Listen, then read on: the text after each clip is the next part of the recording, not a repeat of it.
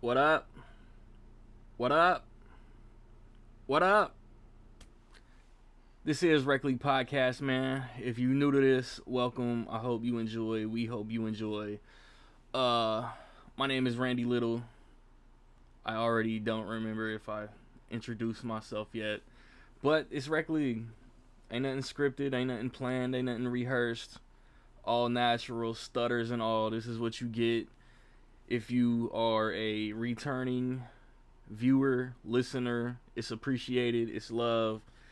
Whether you new to this, whether you've been for a while, I always encourage ratings: high, low, thumbs up, thumbs down. It's all love.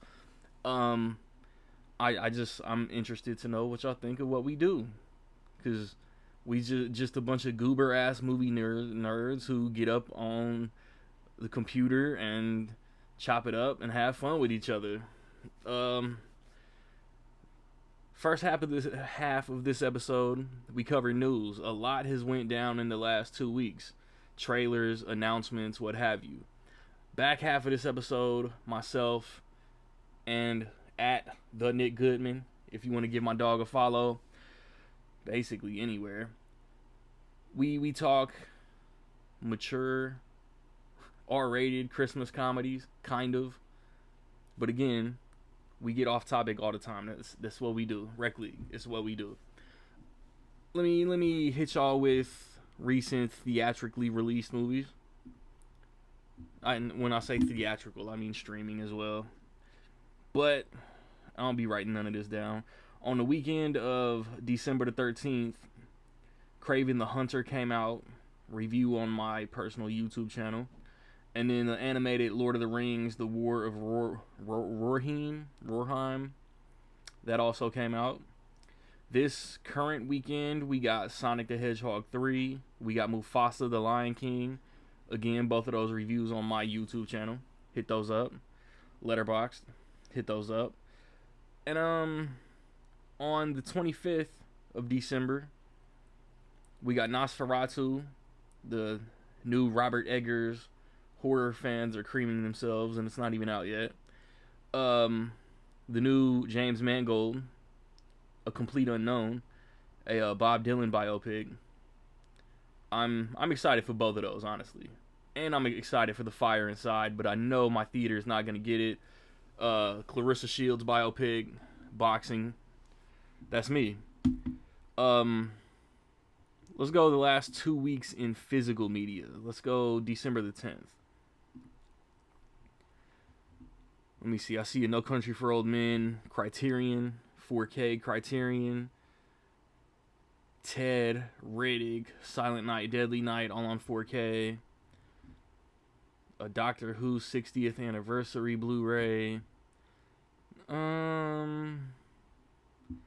Winnie the Pooh Blood and Honey 2. That might be a re-release. I didn't even know that came out yet. Let's go to the 17th of December. I see Arrow released a Demolition Man 4K. I see a Faculty 4K. Seinfeld, the GOAT sitcom, finally released in high definition. Blu-ray and 4K box sets. Possibly my favorite release of the year, just because collectors such as myself have begged for that to come out 10 plus years.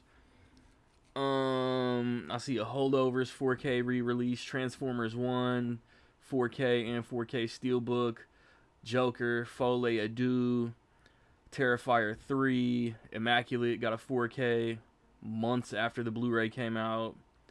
Severance Season 1, The Walking Dead, Daryl Dixon, The Book of Carol, an Apocalypse Now re-release, Hellboy the Crooked Man. I don't know if anybody even knew that was a thing. Piece by Piece, the Pharrell documentary, biopic, Lego animated thing. Conclave, Mulholland Falls. This was an expensive Tuesday, if you guys were wondering. This upcoming Tuesday, there's literally nothing scheduled for the 24th. No studio is going to release any physical media on Christmas Eve. On New Year's Eve, though, Mr. Monk's last movie, Kino Labor, is putting that out. Paramount, 2 weeks after it ended, is putting out Yellowstone season 5 part 2, which supposedly is the end of the series. I don't completely believe it though. So that's it for physical media new releases, theatrical new releases. Stay tuned. When I come back, me and my dog Nick, we will be chopping it up. It is Rec League Podcast.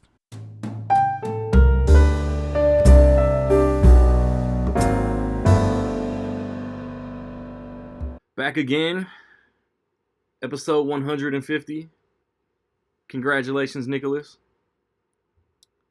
The only one that was about it enough to show his face after I wrecked everybody's ass in the car games. Ain't nobody coming to me talking about run it back. But here we are. We will run it back in like 2 or 3 months. I just had a good. I just had fun. Everybody just enjoyed themselves. Yeah, I mean, we're recording an episode pretty close to Christmas.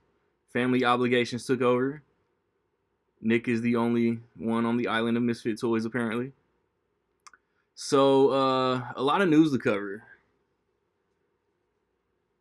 I don't want to say the most throwaway topics, but I guess let's get to some casting things that I wrote down first. Jennifer Love Hewitt coming back for the I Know What You Did Last Summer requel. How do you feel? Good. Very good. That's like, why wouldn't she come back for it? Yeah, because it's rumored that one of the new main cast is a daughter, and we've already seen Freddie Prinze Jr. on set. So, yeah. It's like, I'd rather have her than him. I'm like, you're back 2 + 2 = 4. Maybe Brandy pops up. He's still fishing. Like, no. Like, I don't care. What's she doing? That's the love of my life, Jennifer Love Hewitt, and I Know What You Did Last Summer. Yes. Changed the whole entire world. I just want to know now, like, what's gonna be the Ben Willis connection? A grandson? Yeah, I feel like it's probably something easy. Like, once you actually sat down with pen and paper, I feel like Scream is probably harder to write. It probably will be harder to write a fresh Scream than just a new I Know What You Did Last Summer. Kevin Williamson is. That's what I'm saying. Yeah, chipping away. Yeah. It's gonna be hard. It's Scream number 7, and it's like. And they just recently cast McKenna Grace, and Core 4 guy, Cuba Gooding Jr.'s kid is back. Yeah, Jason Gooding. That's his name. Like, I don't know. It's getting a lot of well-deserved heat on the internet. Like, I get it. I'm not excited for it. Like, I'm but we just need to, I don't know. They need to do something to steer it in their direction. I know we're getting off of I Know What You Did Last Summer, but nobody, I don't care if you're a high schooler, I don't care if you're a billionaire.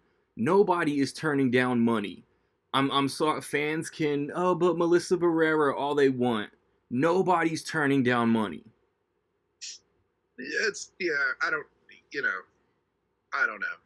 It's nothing is ever as black and white as it is on Twitter. Like, Facts. You get on Twitter and you get the people are this side or whatever.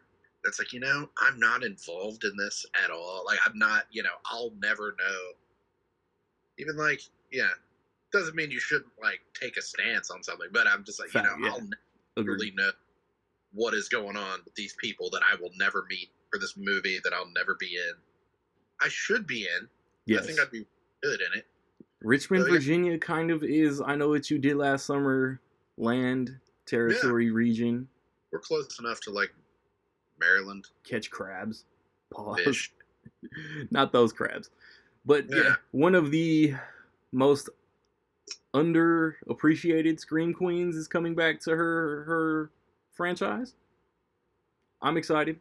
And it's like, the release date is 4th of July-ish. So it's like of the season and not like in October. So I don't need to watch that in October. Doubly cool.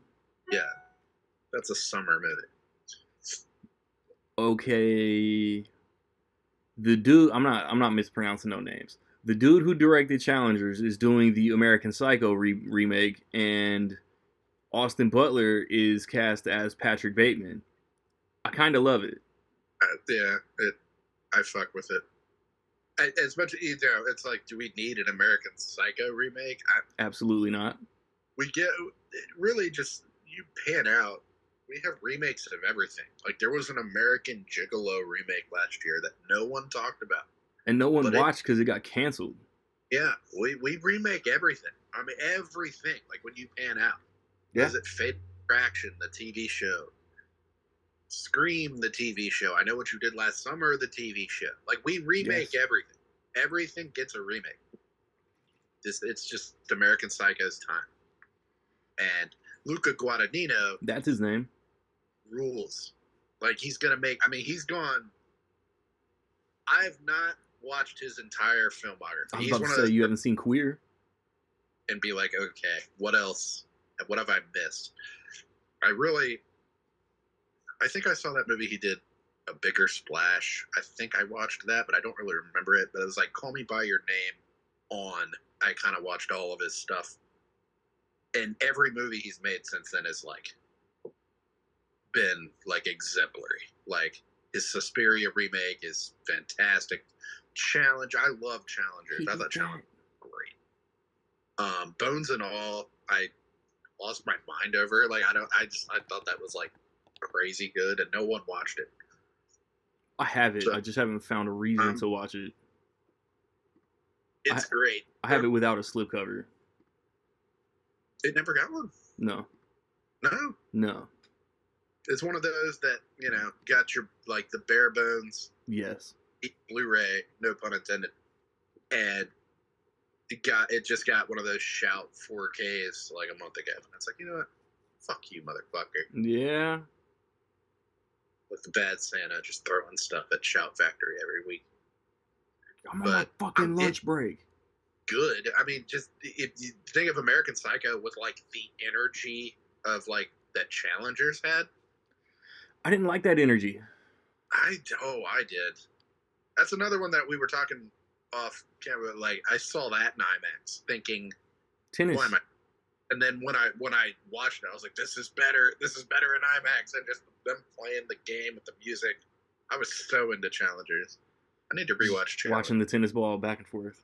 Yeah, I was like, that was the cool thing. Like the POV of the tennis ball in the movie, like that was cool. Yeah, it's like I'm the ball, and then when the dudes start kissing, I was like, I'm the ball. Like it's like me. It's like we're all kissing. I was into it, and so like I don't. And then I know you'll never watch Suspiria. No, it. I don't know. It's kind of witchcrafty. It's not so much like demons spawn from hell, but I don't see. But his Suspiria remake is insane. It's like on a different level, and I'm just like, we mixed the two. He's one of those rare ones. Like he can make very different kinds of movies, but he still just has a style that. It's like I watch and be like, yeah, this is Luca. I know this style. That style is not the same. Cannot be said for Mufasa, the Lion King, where you can make two just banger movies, right? And then like Moonlight is so good, and Beale Street is so good. It's not that this is bad. Mufasa is so just there. You didn't inject your style the way, like James Gunn or Chloe Zhao injected their style into their big Hollywood Disney nonsense movies. Or even Guy Ritchie, There's things with Aladdin where it was like, okay, I see. They're doing there's a Cockney British guy for some reason. It's like, there he is. Can you imagine Spike Lee's The Princess and the Frog, where Tiana is just doing the tracking? It doesn't even look like she's walking, but she's moving. Yeah. It's like she turns into the frog, and it's like, I'm a frog now? Yes. Yes. Oh, maybe that should be a frog shot. Need that now. When's the live action of that coming? They've announced everything else. Right? We don't need that. But shit. Where's that? Let me see. Last casting thing I have. In the next year or two, I want to say summer 2026, we're getting a Masters of the Universe, and Jared Leto has either been offered or cast as Skeletor. I again kind of really like that.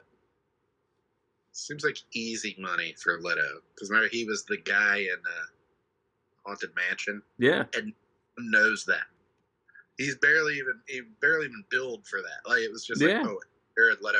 It's like you can't see him, you can't hear him, but he got paid. Oh, but he's there. Yeah, it was do this and we'll give you Tron. Yeah, that's what the whole thing. I'm just starting to see that with movies now. Like Sydney Sweeney said, like she did Madam Web. Do this stupid comic movie and we'll give you your rom-com. They would, release Anyone But You would. And I'm like, give me a month or two. Give me whatever. Give me closer to like when 28 Years Later comes out and Aaron Taylor Johnson is doing press. I guarantee it's going to be like. Only reason I did Craven. Yeah, they pushed Craven over a year, and I was about to bail, and they were like, "Hey, we have a movie for you if you just market this for us." And that's what he's doing. Yep. About being Jim. And he was like, I did. Craven. I wear a tuxedo in Craven. Go see that. Out in theaters now. I was like, good for you, man. Right? Good for you. Do the job. Okay. Now let's go trailers, because the last thing I have that's not a trailer, I really need to do a cool segue. Nah. Sick. So, speaking of Sony, and 28 years later, teaser came out. Danny Boyle's back. Alex Garland is involved. Looks super fucking gnarly. Is it June yet? This is like the best trailer I've seen in a long time. Like, I've watched it. Everybody's talking about, the other trailer that came out this week. And it's like, oh, I've watched it like 10 times. Like, I've watched the 28 Years Later trailer like 30 times. I've showed it to people like, hey, I'm going to be different when like June comes around. Just like, I'm going to be a different person. Yes. The trailer has been fantastic. And it's really good. And it feels like all the kids just cheery and giggling and watching their Teletubbies. Mom comes in and kills the whole vibe. Yes. And then they're crying. It's so good. So good. And it feels like a sequel to the other two movies, which are both great. Yeah. I feel like everybody's talking about 28 Days Later is kind of like a contemporary classic. It sort of, maybe it didn't, I'd have to go, but we're talking over 20 years. I'd have to go back and really analyze. But like, it's sort of like 28 years. Kicked off like that whole zombie. When growing up in the 90s, there weren't like a ton of zombie things. And then through the 2000s, even up to now, there are a ton of zombie things. Like everything is zombies. Way to go, Robert Kirkman. Everybody seems to we have the most serious take on zombies. And it's like, no, we do. And it's like, we aren't really sick of it. And then like, Cooties and just Scout's Guide to the Zombie Apocalypse. They're just there. Yeah. It was like 28 Days Later. And then you got your Dawn of the Dead remake. And then Shaun of the Dead was like immediately after that. It's amazing. Like, this is 3 hits. This is 3 of like the best zombie movies. And it's just, and then you have The Walking Dead. Like, we're so serious. And then The Last of Us is like, no, we're serious. 28 weeks later. And people are acting like Weeks isn't as good as Days. And it's like, maybe not. But it's like, it really holds up, though. It's really, every time I watch them back to back, I'm like, both of these movies fuck. And then Weeks. So hard. It's like Jeremy Renner and like Rose Byrne and Imogen Poots. All these people who like were not really famous. But Idris. And it's like, Weeks fucks. Weeks is really good. I feel like more people are going to rewatch Weeks and be like, wait. Yeah. This is great. I don't know how I feel about they've already announced the part 2. January. It's fine. But I guess it's fine. January of 26th. They're doing the Strangers thing where they're releasing them super close together and they're sticking to it. Yeah. The Strangers. That doesn't even have a release date. No. It has a trailer though. So it's happening. Or Strangers. Sure. Okay. They probably got manufacturer on demand release and we just never saw the announcement. Yeah. And that's also like confidence. Even the January release date. Yeah. But that's confidence, though. That's like, you're gonna love this. You're gonna want part 2. Yeah. Directed by Nia DaCosta. Yes. What the fuck? Yes. I'm afraid. I'm ready. So, that's gotta be, like catapulted into my most anticipated for next year. I don't know if I'll mention it on the pod in the next week or two, but because within the next 14 days, including right this second, we're doing like 4 episodes. So. Yeah. But I don't, because podcasts we do top 5. I do a top 10 on my own. It's in the top 10 for sure. Yeah. Also in the top 10. What's up? I'm looking forward to the rewatch too. Yes. It'll probably have been like 5 years by the time we get. Also in the top 10, Karate Kid Legends. Looks fire. Yeah. I am concerned that it's going to ignore Cobra Kai. A little. It seems like it's like, okay, we're bringing like the world of Cobra Kai, the world of the Jaden Smith remake, which was good. Yes. And it's like, we're bringing these together, but we're also ignoring that they are from those things. And I'm like, we don't have to. Cobra Kai rocks. Yeah. And the Jaden Smith, like, as much as people kind of make fun of, like, there's only one Karate Kid with my man Jaden Smith. Like, people make fun of it, but it's good. It's a good movie. I hate it here. Not just that he'll like, I was training Trey, Yeah, this happened, and now I'm with him. I don't remember his name. I've seen the trailer 2 or 3 times. Lee or something. I have Wikipedia right here. Mr. Han. Yeah.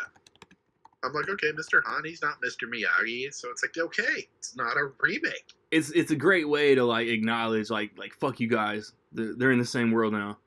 Yeah, I'm fine with that. It wasn't a remake the whole time. I kind of feel that way about. That's one of the only things Lee about Fong. Kai is that they are just ignoring the next Karate Kid at every cost. No, I hate it. Hey, I'm like, hey, Hilary Swank, she ain't working. Put her on the show. I haven't started the last season yet, but it's good. They got too much going on right now to even like for me to even be like, there's room here for the bad guy from the next Karate Kid to show up, or like Michael Ironside or one of those guys that's in it. Like, no. He's show up. Oh, there's no room for it now, but they could have done it earlier in the show. Yeah. It's I don't particularly need or want next Karate Kid acknowledgement, but they've acknowledged everything else. Just do it. There's so much. 3 sucks. 3 is worth next to me. 3 is just. And then Terry Silver took over like seasons like what 4 and 5. Yeah, and possibly further. But it was like Terry Silver. What's his name? The guy that was with him. He was in the last season and maybe further. I don't want to spoil anything for you. The girl from 3, Robin Lively. Hey. Yeah, what's up? She was in. Was it the last season or 2 seasons ago? She's Daniel's wife's like cousin or some shit. She was on it. Word? And like, so did they have the sit down? Did they have one scene where it's like, yeah, we kind of banged in the 80s? Sorta. That was like a season or 2 ago that they were like at a bar and they have a little fight. I love Cobra Kai. I feel like I remember that. Yeah. Yeah, Cobra Kai is fire. I want to do a full rewatch before Legends. It's so great. Like, I've rewatched it a bunch of times because it's like an easy rewatch. Yeah. You get through an episode 15, 20 minutes, and it's just like, okay. And then next thing you know, you've done the whole season. Every season is good. It's a little, like, it's just, the show's still going on. We still have a third of a season left. So it's kind of weird. It's like we're marketing this movie. Like, get ready. Yeah. But I'm excited. I'm watching it. I'm not like, this is too much. This is overkill. Like, no, it's going to be great. It looks awesome. I just want acknowledgement. Like, where's Jaden? Where's Jaden Smith right now? Where's Trey? Yeah, he can train this kid. Justice for Trey. Yeah. Wait, Will Smith's kids are weird though. He's not making movies anymore. He was just like, what do I have to say in this? And it's like, nothing. You say nothing. You put your hair in the fucking braids again. Jacket on, jacket off. That's it. That was, they showed that shit in the trailer too. His training methods are still the same. Yeah, it's gonna be. Yeah, that movie's good. The remake is really good.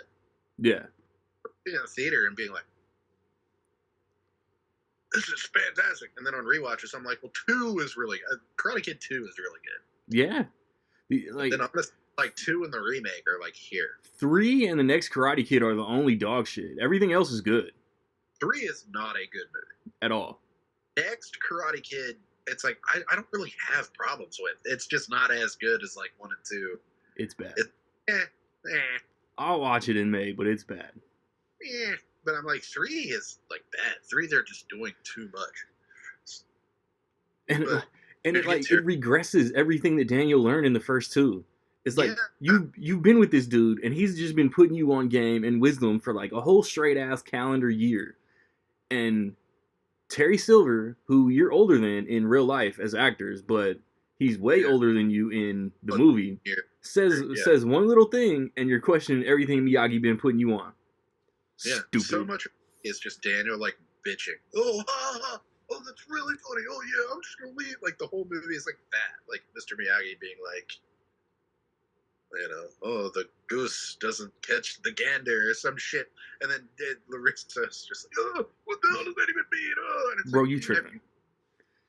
Saved the world with this man like twice or whatever. I love the Karate Kid. It's so great. I'll probably just end up watching all the movies again, even though I did it earlier this year. Got to do it again. I'll probably just do it again before this new one comes out. All right.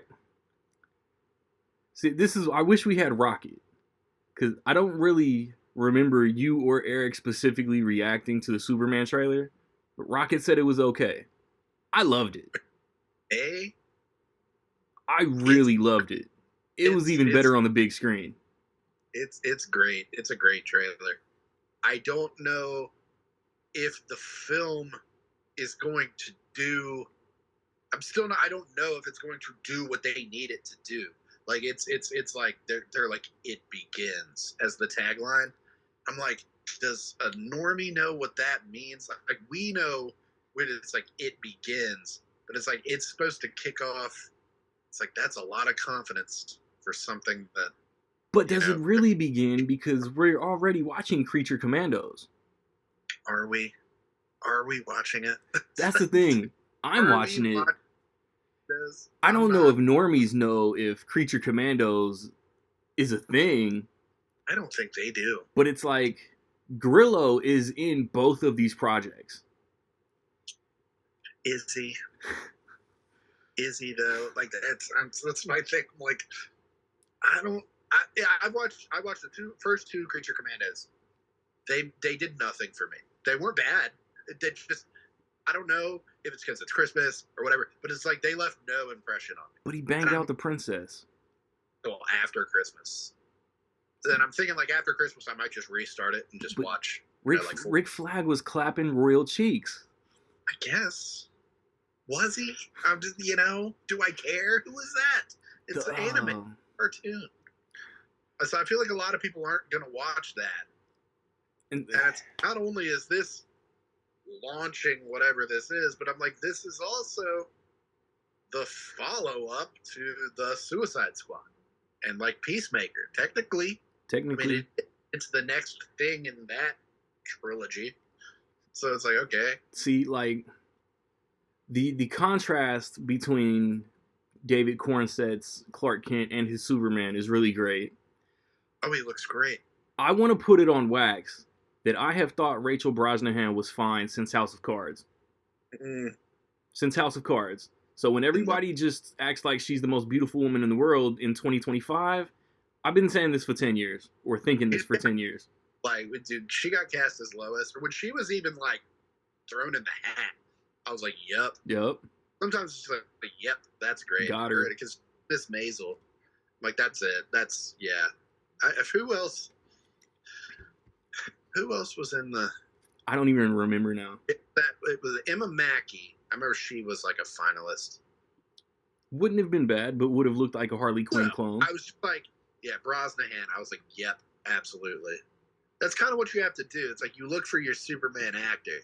Historically, at least like the last few Superman projects, it's like your Superman actor has to have the look. He has to have the vibe. If he's famous, if he's not famous, like that's just we got to find the right Superman.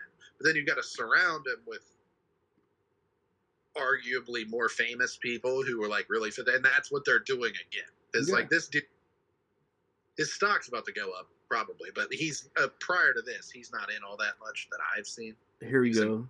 Emma Mackey, Rachel Brosnahan, Samara Weaving, and Phoebe Day-Never tested for Lois Lane. These are made up people. I don't know who the last chick is. Samara Weaving. Right? Isn't she like too famous for Lois Lane? I don't think so. She's not more famous than Rachel Brosnahan. You don't think so? Brosnahan's got like Emmys. Does she? She's Miss Maisel. I just know she was cute on House of Cards. Yeah. But once they put her in, they were like, Nicholas, who is Lex Luthor. I was like, spot on. What? I was like, wait, no, yes. That's pretty great. It's crazy that he auditioned for Pattinson's Batman and then gets cast as Lex Luthor. He's auditioned for Superman multiple times. I believe it. And Batman, and that's funny to me. They were just like, hey, how pissed off are you? But the quick shot of Superman flying past the window and then him just getting beat raged out. Like crying. I love it, yeah. He's a generational hater. He's an all-time player hater. This isn't an origin story, as far as I've heard. Everything's already established. Luthor hates Superman just for breathing. It looks like at the Daily Planet, Clark and Lois like don't fuck with each other, but this is dweeb Clark Kent, which Henry Cavill was never. I'm not here to besmirch Henry Cavill as Superman ever, but he was not dweeb Clark Kent. Yes, he was kind of bookworm, but he wasn't like. I'll defend Man of Steel all day. Yeah, but Snyder and whoever did not write that Clark Kent to be schlubby.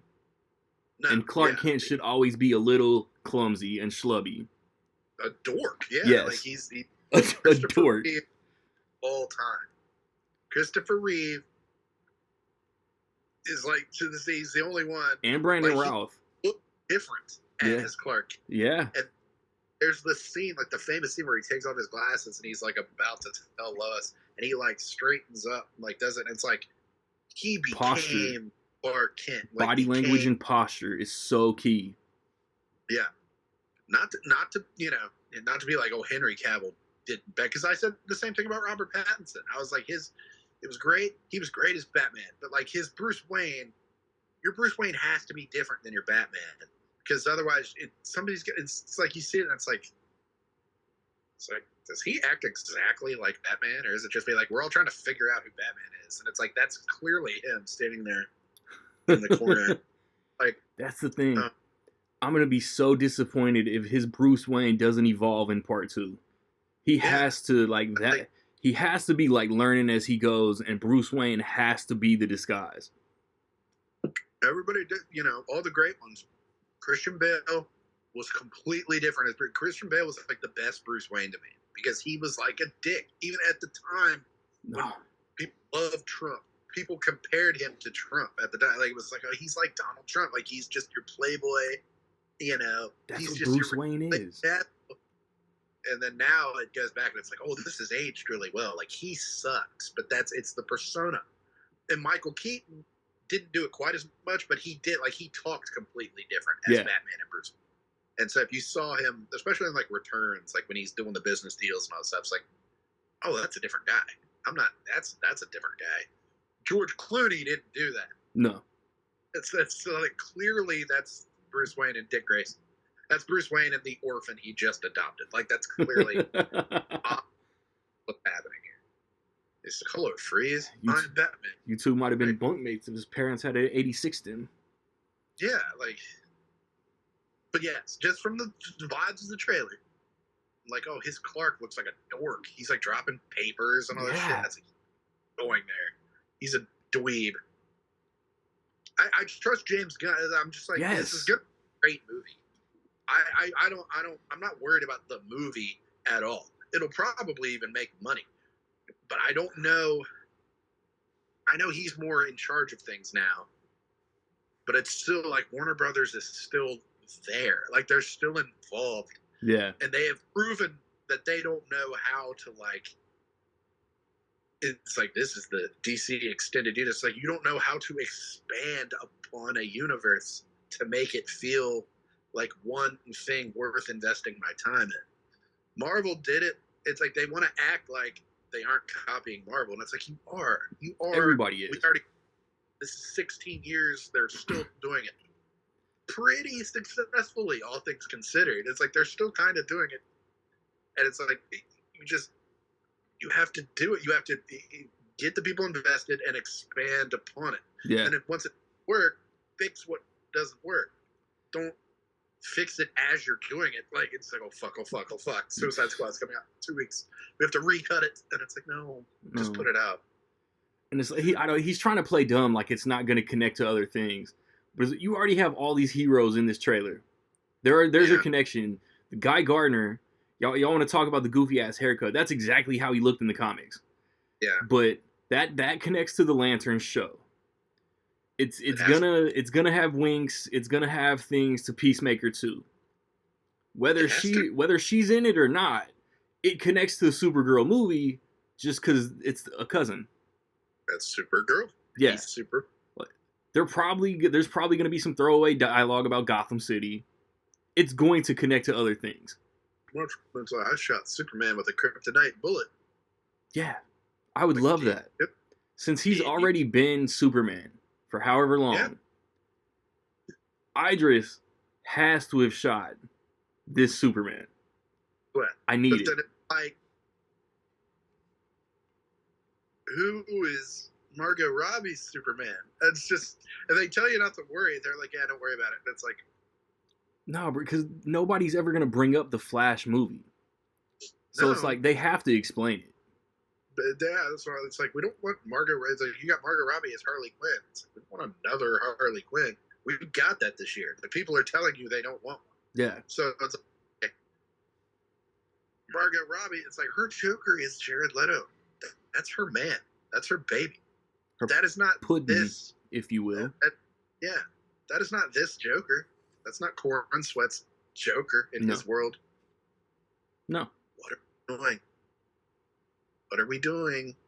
Because like Kinnaman is Rick Flag, and what's his name is his dad. His dad is a car. And Creature Commandos referenced Kinnaman's death. That immediately. And they were like, oh, yeah. Yes. So Viola Davis remembers that shit. So that means she has to remember Affleck, and she knows Grillo, and Grillo's in this movie. It's like, don't worry about it, guys. And it's like, well, but the most recent episode is like a Weasel backstory, and they've already talked about Weasel surviving the Suicide Squad. Mm-hmm.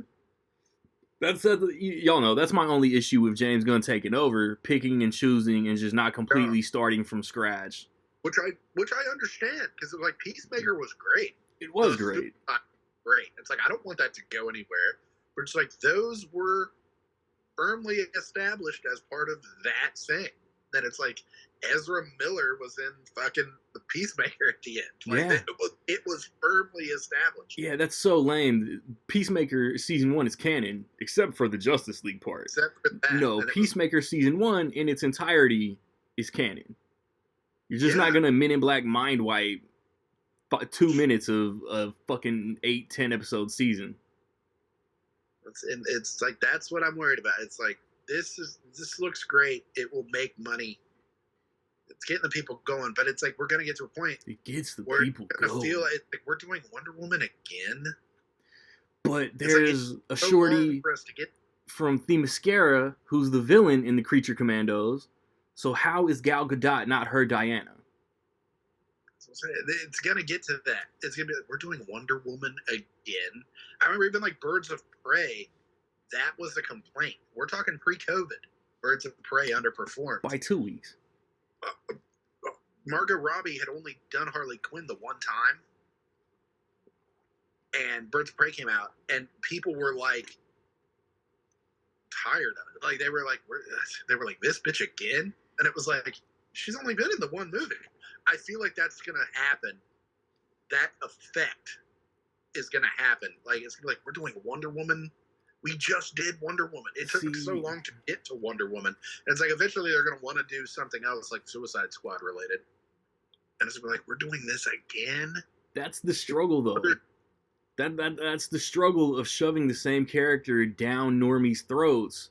Yeah. Or doing the MCU currently where we haven't seen Shang-Chi in 4 years. Yeah, it's like Thunderbolts. I'm really excited for Thunderbolts because it's a lot of characters getting like the spotlight for just a movie. You know, just one out of 30. It's like just one movie where these characters that are all sick, but not necessarily Captain America. It's like just put them all in one movie. That's gonna rock. Did you get that? Did you get a Brave New World teaser at either one of these movies this weekend? No. I mean, maybe in front of the second Mufasa, but I missed those trailers. Have you seen the most recent trailer? Yeah. Well, I think. Ross tells Sam that he wants him to help set up a new Avengers. Or rebuild the Avengers. He's like, I got my guys. Bucky. Somewhere in there, post-credit scene at the very least, I think we at least get Shang-Chi and She-Hulk in that movie. I hope so. I hope they don't just like Shang-Chi. Everybody liked that movie. Everybody. Like, that movie came out. It was great. Liked it. Made good money, especially in COVID. Like it was one of those. Everybody wants to pick one movie that helped us all get there. I was like, no, it was multiple movies. Most of them were like Marvel movies or like tentpole movies. Top Gun. Sorry, but that was one of them. It was like that. Fast and Furious, Venom. It was like a lot of movies, even Eternals, which they underperformed, but opened to like 70 mil. I was like, that was insane in COVID. I was like, all of these were pillars in like helping the theater. Yeah. I was like, everybody liked Shang-Chi felt was fresh. Great. Yeah. In a post-in-game world, Shang-Chi felt fresh. And I'm like, him and, what was that, his sister? Both dope characters. The girl that took over the Ten Rings or Awkwafina? Not Awkwafina. Yeah, the other girl. The girl with the fuck-ass bob. Yeah, that was his sister. Both dope characters. Really I don't dope. remember her. I've already forgotten her name. In 4 years, I don't remember her name. Thanks a lot, Feige. Mm-hmm. But Superman, I remember his name. I like Crypto. Yes. I like showing up in the trailer. It's like, have confidence in your, Crypto is in it. Zhu Xiling. Yeah. Beast.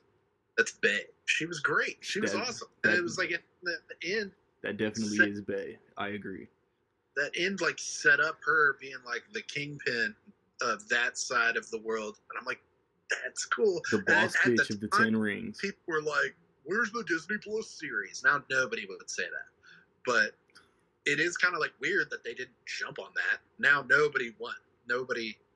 What is even the next Marvel Disney Plus thing? Daredevil.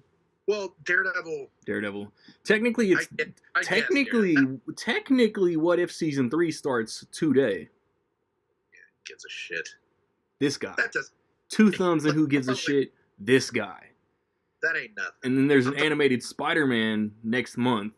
Yeah, gives a shit. Me. I'll probably watch him, but I'm like, okay, Daredevil almost feels like it should be a movie. It should. It definitely should. Yeah, it should have just moved that to the big screen. But Daredevil, I'm talking like, what's the next like Agatha or like Echo? Like, do they have anything like that like on deck? That's where it needs to be. It needs to be that level. Daredevil is gonna clear both of those. Oh, for sure. But I'm just like, that's what Disney Plus needs to be. I'm like, I'm in the minority, but fuck Agatha. That's just what they need to be doing. Like stupid shit that no one would go to the theater to watch. In a way, I thought Agatha was cool. Yeah. But like if I had ignored it, I'm not going to be lost in February when Captain America comes out. I'm not going to be like, you never know. Road? Like, what is this road they're walking? They're not going to walk on the Witch's Sam Wilson road. very well could say something about the Witch's Road. This is some kind of witchcraft or something. I just stare at the camera and I'll be like, I know that. I feel like Thunderbolts, if it suffers at all, is gonna be. It's like I know full well my father watched The Falcon and the Winter Soldier. I know he did. I remember him commenting on it week after week. I know he has seen Ant-Man and the Wasp more than once. I know he has. I saw it in the theater with him.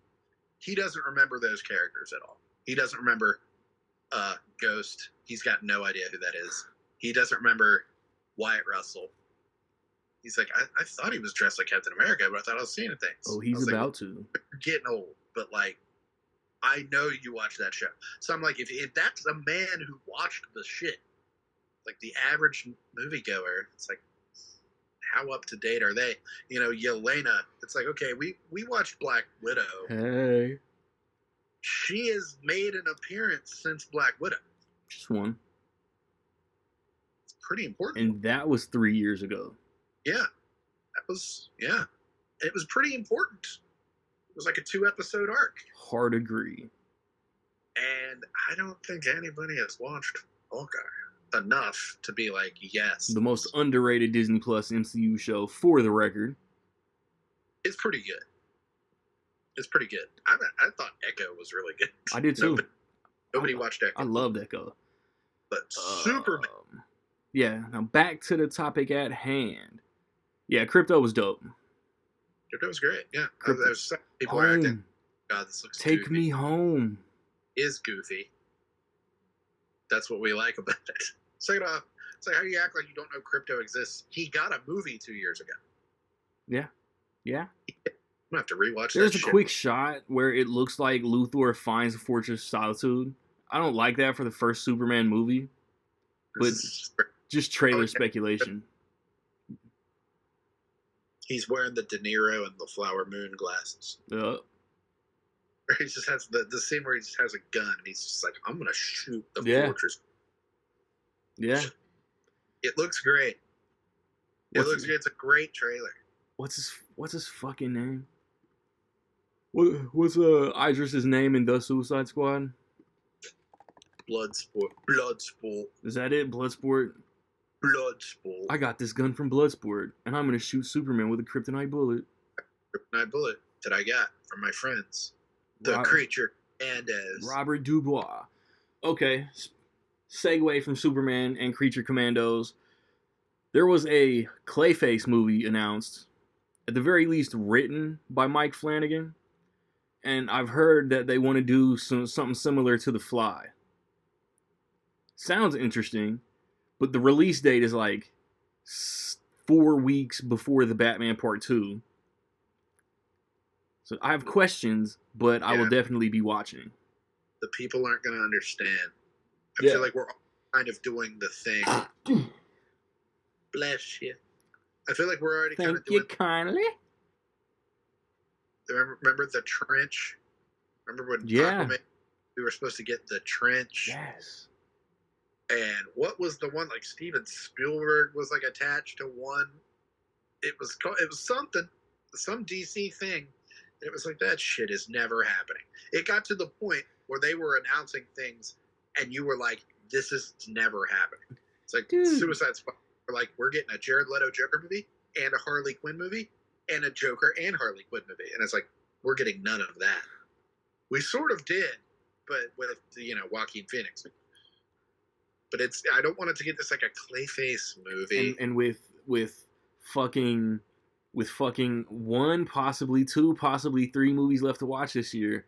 All they do is still one of my top 3 movies of the fourth quarter of the year. The movie was fucking good. It was good as hell. We're the only 2 defenders of the Joker sequel. Yeah, it was really good. It got no Golden Globe nominations. In a year where like he's like that could have been nominated for musical or comedy. Could have given it to it. It would have lost to Wicked. I understand that. I'm not a fool. How the fuck does Joker 1 get like 10 Academy Award nominations? This was better to me in like every way. I'm not saying everyone should feel that way. Like some people really like Joker, and I'm like, okay, that's fine.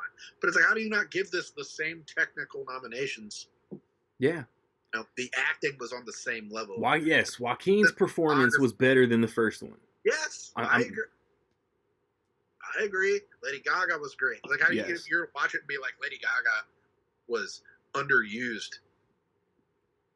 I'm like, the one scene of the movie that's like available online is him like tap dancing and she's playing the fucking piano. I'm like, yeah, no, they really underused Lady Gaga. Look at what I'm watching. Yeah. It was great. The cinematography was great. The music was like the same great music. It's like Dune. People are up in arms because like Dune isn't allowed to be nominated for its music. But the score fucked. And I was like, yeah, but it was like the same score from the movie, and that's, you know, it's technicality. It's like, oh, nobody's even talking about Joker. Remember when Joker won the Oscar for music, and this one had the same music, and we're not talking about how, oh, it's not getting any music nominations. It's fucked. It's stupid. It's fucked. The costume design, it's still in like it's like this one is in the 80s. Costumes look great. The set design, everything, like courtroom, looks great. Everything was great. Preach, woman. If you didn't like the story as much, that's you. That's fine. You're wrong, but it's fine. Preach, woman.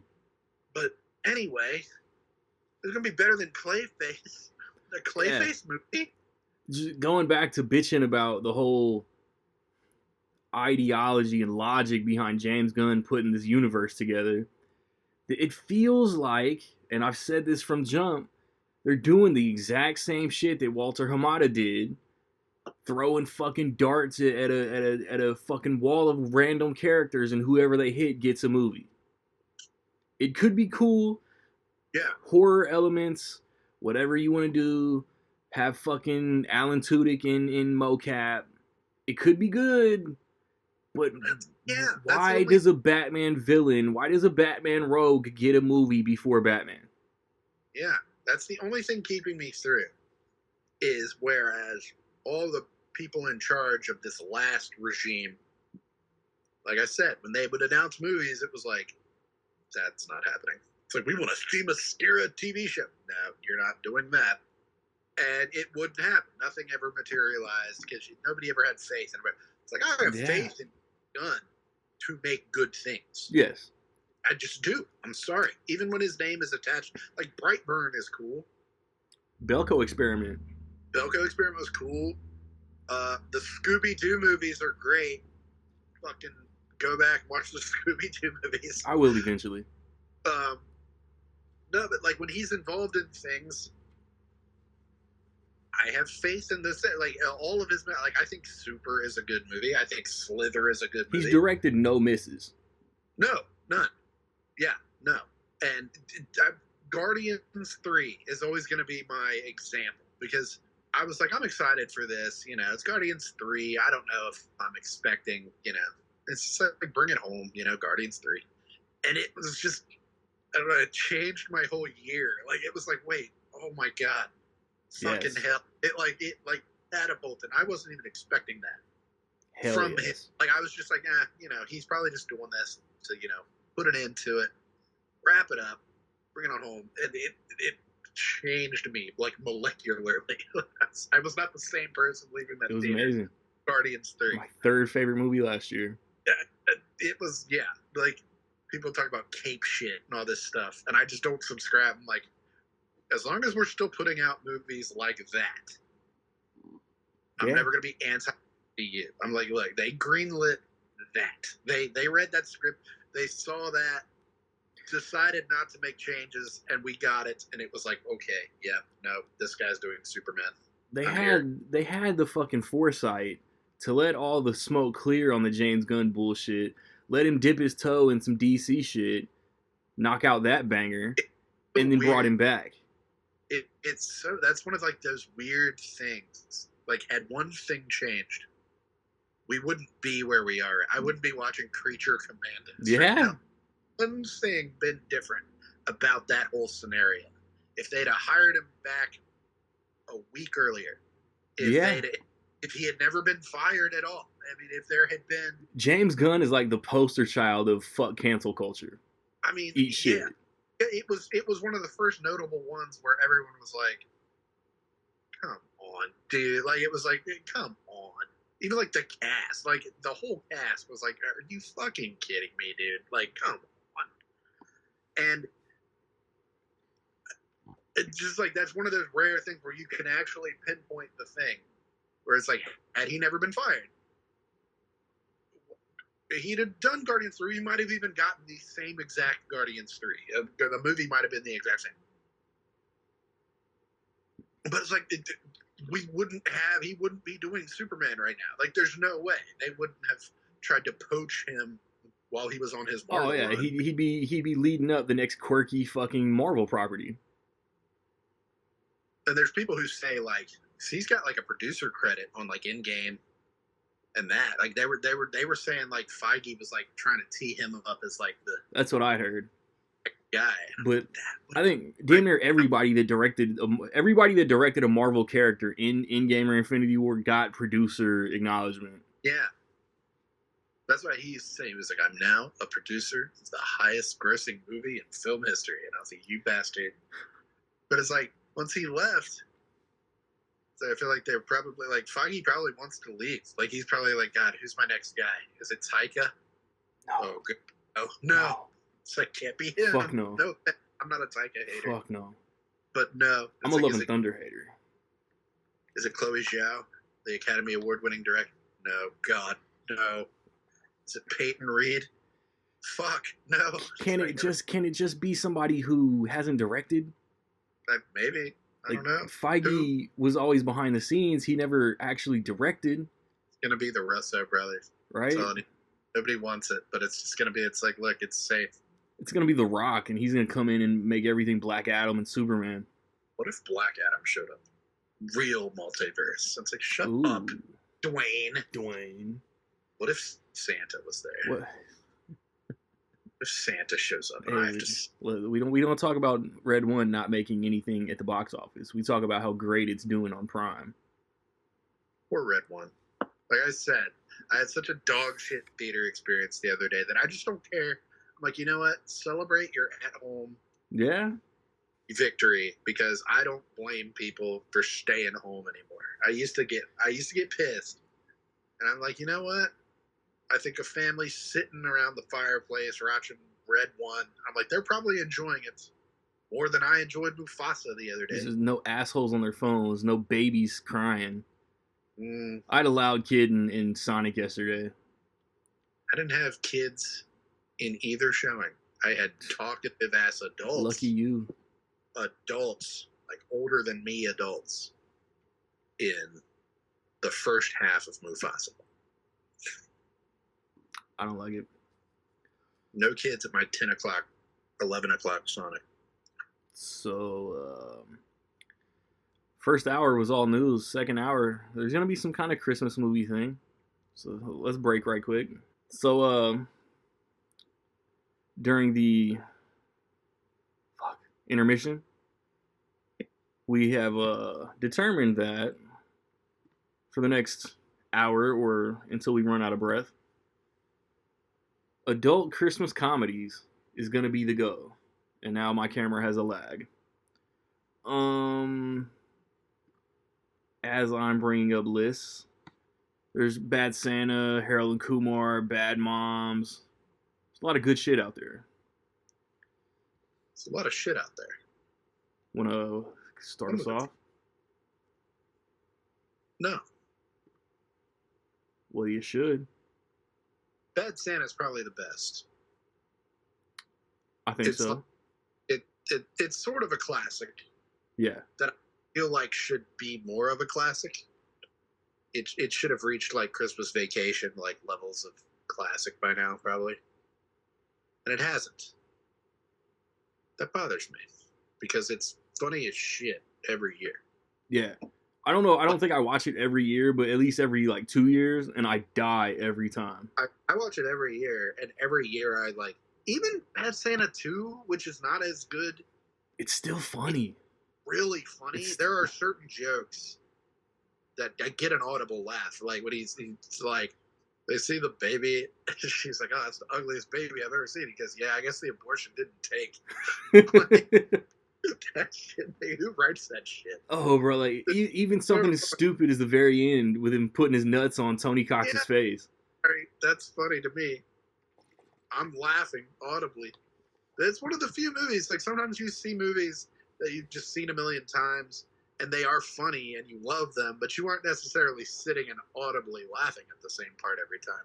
Like Bad Santa is kind of one of those like, he's like, "What do you want for Christmas?" His Fraggle stick car. What the fuck is that? Like, it's just like the writing was just different. Like, yeah, especially at the time. I think I even said this on Instagram. Like at the time, the like bro comedies, like the unrated comedy, was kind of like the big thing, and it got one. It was the Badder Santa. Thanks, like American Pie. But yeah, your old school American Pie, Road Trip, like that kind of Van Wilder, like just the unrated, girls gone wild culture, like that was very prevalent. And this movie, it's crazy that you knew about that as a 9-year-old. Yeah, I mean, I was like 13, but I was watching the shit out of them. Like, I was like, hey, this is me. The 40-Year-Old Virgin, even. Like, the movies themselves were different, but it was like, oh, even more virgin. Cool. Bad Santa, other than the DVD kind of marketing and stuff that way, the movie itself isn't like that kind of movie at all. Like, it dropped in the middle of that. And it's like jet black, like real bleak, depressing, like comedy, which makes it so much funnier. Like, he's just like, he's not talking about like, oh, this Santa drinks beer. What? Like, it's like he like it for them. He's like smoking a cigarette, like talking about killing himself, and then pukes in the alley. It's like, this is great. This is immediately like my favorite thing. And the whole movie is just that, just real bleak, and he gets like shot at. Yeah. He's like, everybody agreed that Santa getting shot 8 times on Christmas Eve is more fucked up than Rodney King. It's funny, like it's a hilarious movie, morally pretty bankrupt, but like it's really fun, really funny, and it's a prime example of the Billy Bob Thornton curse. Yes. To another episode we did to harken back all the way to this past January, but that's real. He killed 2 people. 3 people. Well, Cloris Leachman was pretty old. Yeah, we're gonna give her natural causes. May she rest. He killed 2 people from the Bad Santa cast. Way too young. Who are both great in Bad Santa. Bernie Mac is hilarious. John Ritter is hilarious in Bad Santa. Both very funny. Fuckstick? He's not gonna say that in front of the children, is he? In front of the children, is he? Buckstick, that's it. My gear? It's funny every time. Like, one of the few things that is just like, I will watch and genuinely laugh at. And 2 is funny. Yeah. 2 did a lot of love. It didn't do particularly well in the theater. He got to have intimate scenes with Lauren Graham and Christina Hendricks. Yeah, fuck that. Fuck that guy.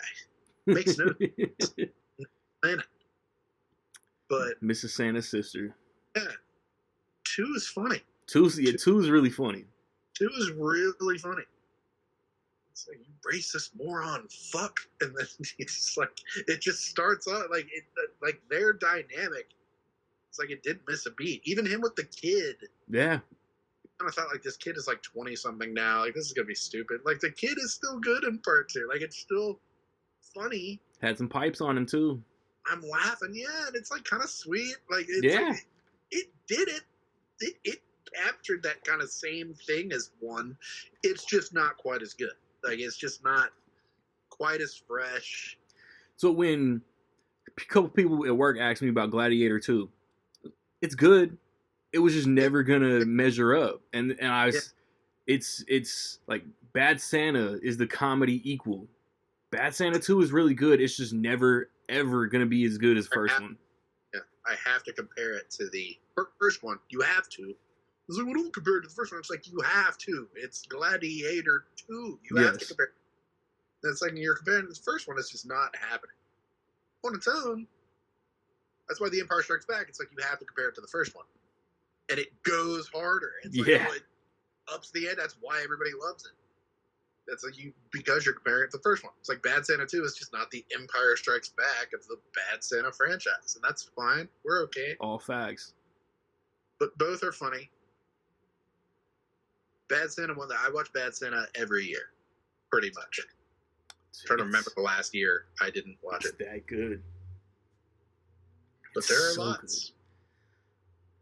I usually watch it, even like my free time, like outside of the Instagram binge. Like, I'll still, like, if I'm doing something, if I'm rapping, if I'm doing something. Nick got bars? Something. I'm like, I know Bad Moms fucking. Bad Moms. Bad Moms more than I've ever posted that I've watched Bad Moms. Just, it's always there. It's always on Netflix or something, and I'm always like, okay. Whatever. Bad Moms Christmas. And it's funny. Very solid. Bad Moms 1 is better. Yeah. Of course. Bad Moms 1 is kind of underrated. Now, I remember when Bad Moms 1 came out, I thought it was really good. Yeah. They immediately were like, we're doing a sequel. And I was like, good. I'm Set glad. it during Christmas. And then the sequel kind of came and went, and then we never revisited the Bad Moms. Where'd they go? I feel like they either wanted to do a 3 or they wanted to give all the Bad Moms a spinoff. Yeah. And it just never happened. I think, yeah, kind of like Christmas ends with them going to Vegas, and it's almost kind of like that was supposed to be the mom's road trip to Vegas. But that never happened. Yeah, like Wikipedia still says sequel. It was reported that Bad Moms had been postponed due to COVID. No updates as of 2024. So weren't there supposed to be bad dads? Bad dads? Yeah, wasn't that supposed to be a thing? But it's like, there weren't dads. You might want it to be a thing. Oh, I remember it being a thing.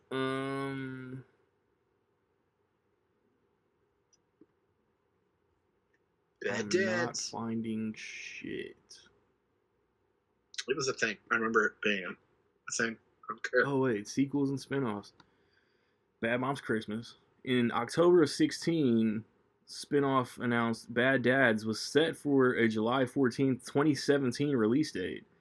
However, by December 2020, nothing. So they tried to franchise Bad Moms like they try to franchise everything, and after Bad Moms Christmas, everything fizzled out. It's funny. Christmas is funny. It's just not quite the same. It's more like the first movie is about the stress of being a mother. Yeah. Like, they're all going through their own things. It's like Kristen Bell, like, she's like overwhelmed with, like, she's got a lot of kids and her husband doesn't really, her husband's kind of a dick. And then Mila Kunis, like, her and her husband are splitting up and she's doing all this stuff and, like, trying to be like the PTA mom.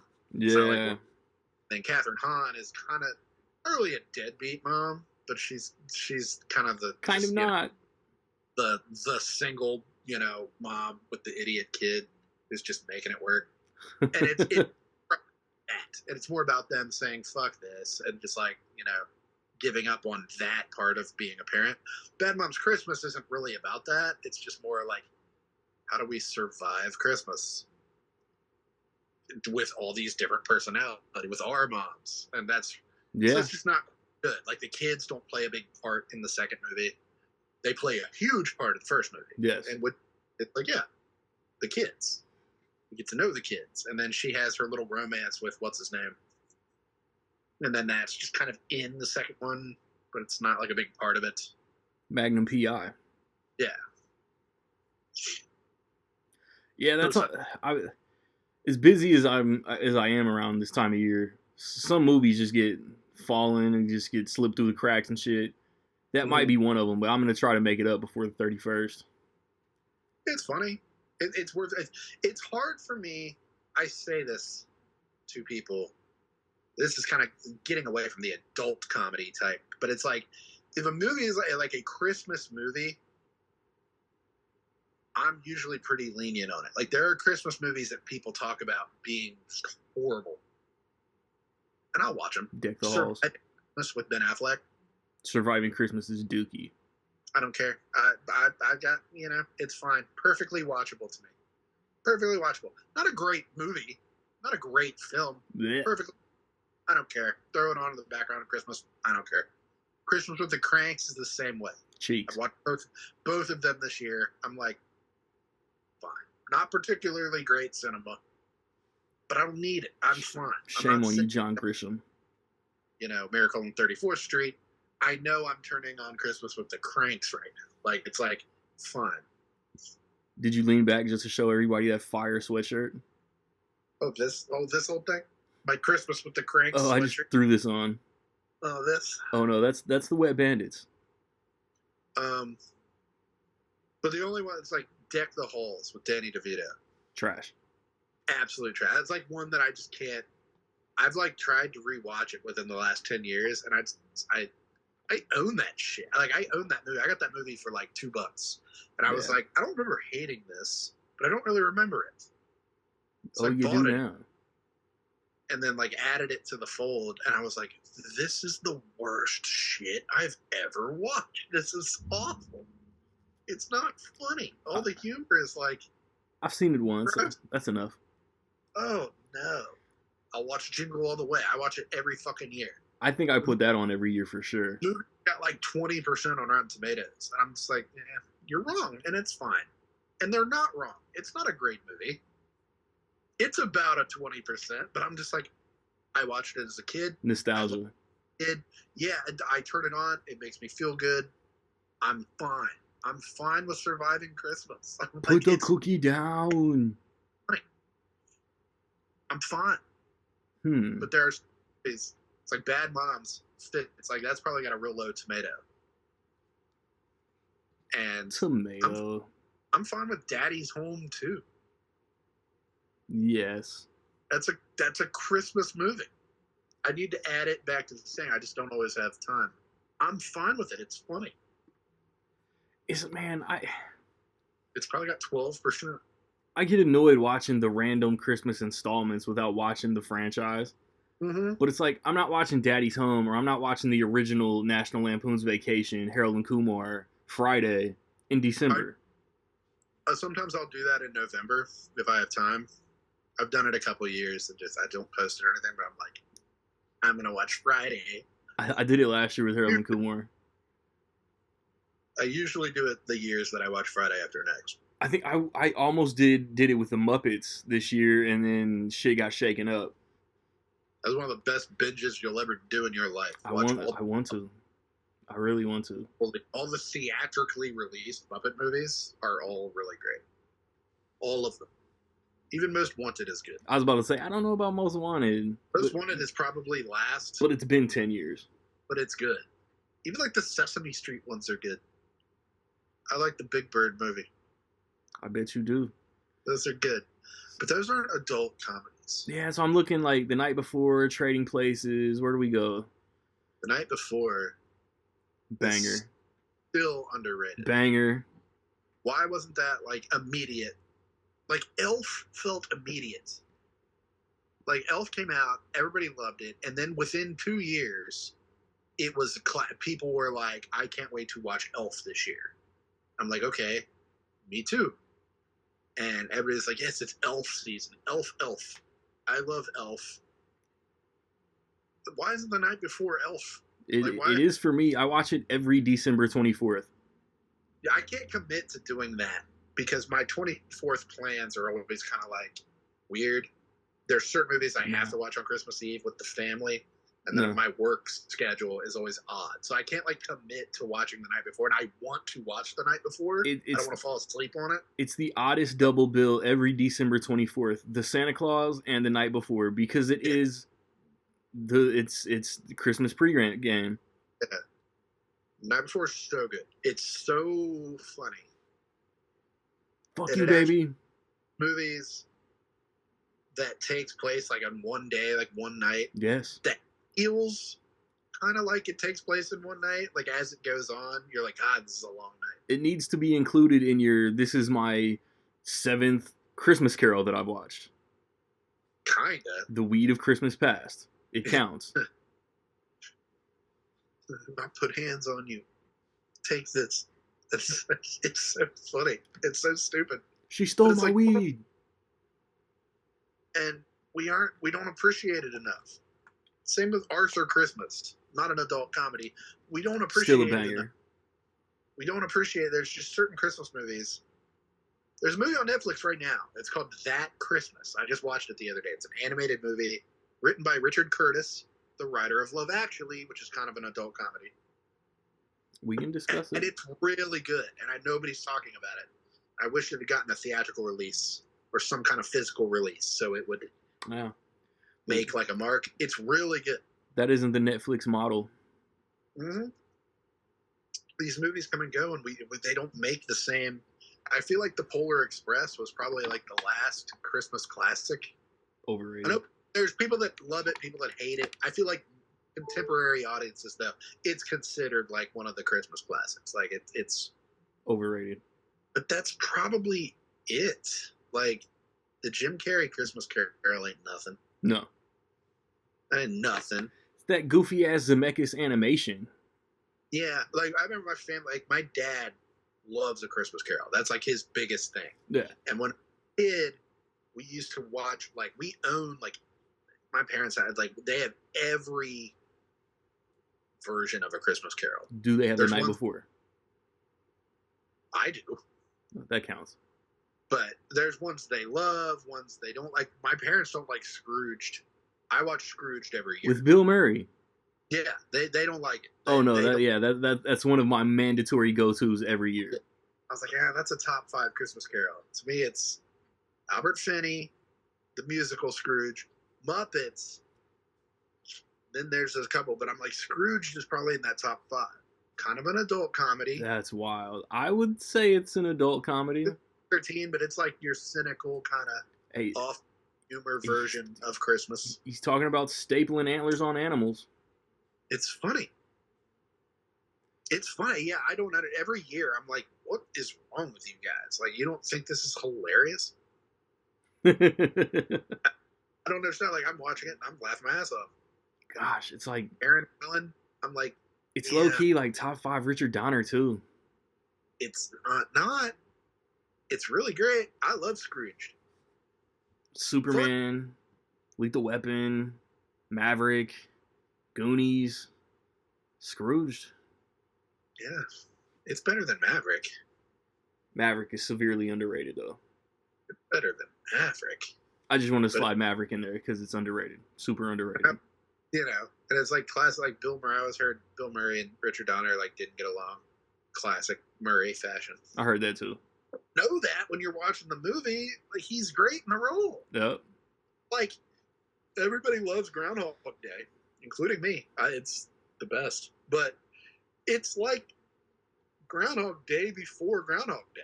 Like it doesn't get talked about nearly enough, but I'm like, it's the same like model. Yeah. Like who's the biggest dick in Hollywood?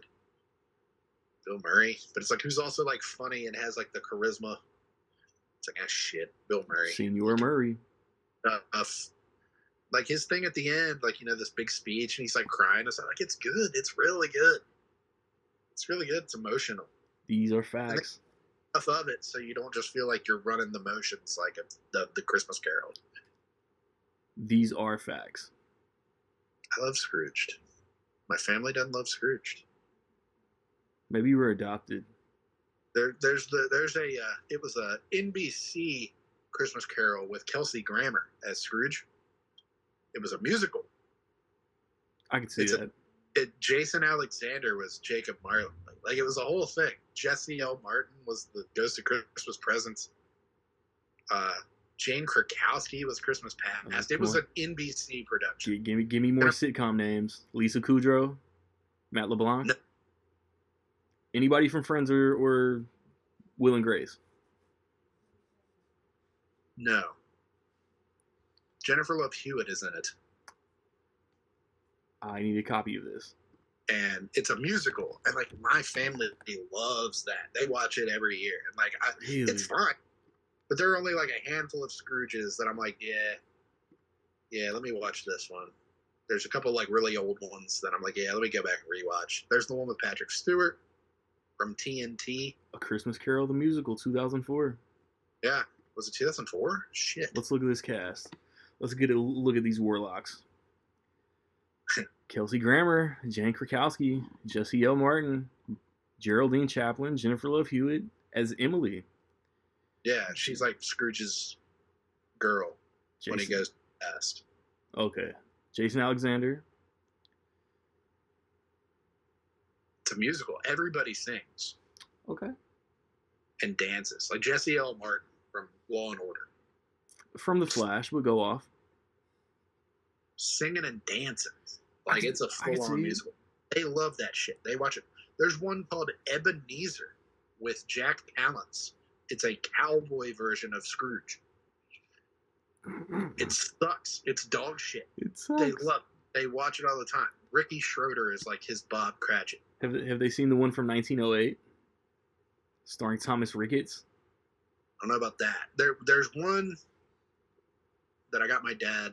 It's really old. It's from like either the 20s or like super early 30s. I want to say it's 38 with Reginald Owen. Reginald Owen. We have that one. There's an older one than that. Wikipedia has 1908, 1910, then 38. 1910 is Mark McDermott. Oh, there's one. It's Seymour Hicks, I want to say is the name of Scrooge. Sir Seymour Hicks. It's old as fuck. It's like old as the dirt. Like, he like just stares at the wall instead of like the spirits actually showing up. He's just like, oh, and it's like they couldn't afford shit. Is the Guy Pearce one for that thing that was on FX a couple years ago? Awful. Absolutely. Never watch it ever. It's the most odd. Circling back to adult, it's the most oddly like bleak and just depressing and horrifying way. Ew. It's like the book, and it's like the book was not like that. I've read A Christmas Carol, the book. Yeah. The book is very much like the Jim Carrey movie. Like it's very much your basic. The Marleys were dead to begin with, and then you just go. It's implied like he fires Bob Cratchit, which is Taylor Swift's boo, her ex. What's his name? Alwyn. Joe Alt. He's Bob Cratchit. He like fires Bob Cratchit. So Bob Cratchit is like 22, and Scrooge is like 57. And then like Mrs. Cratchit goes to Scrooge's like office and like gets naked. Like, ooh, what do we have to do to get Bob his job back? And I'm like, I don't remember the Muppets doing this ever. Slutty Mrs. Cratchit, let's go. I want to say like Stephen Graham played Jacob Marley. He definitely did. Somebody pisses on him? So Joe Alwyn is 33. Mary Cratchit, Vinette Robinson is 43. Oh yeah. Guy Pearce is 57. She goes to the office like, and he's like, just ready to earn it. And he's just like, oh, what would you do? And I was like, man, you can't redeem this, Scrooge. For a Klondike bar.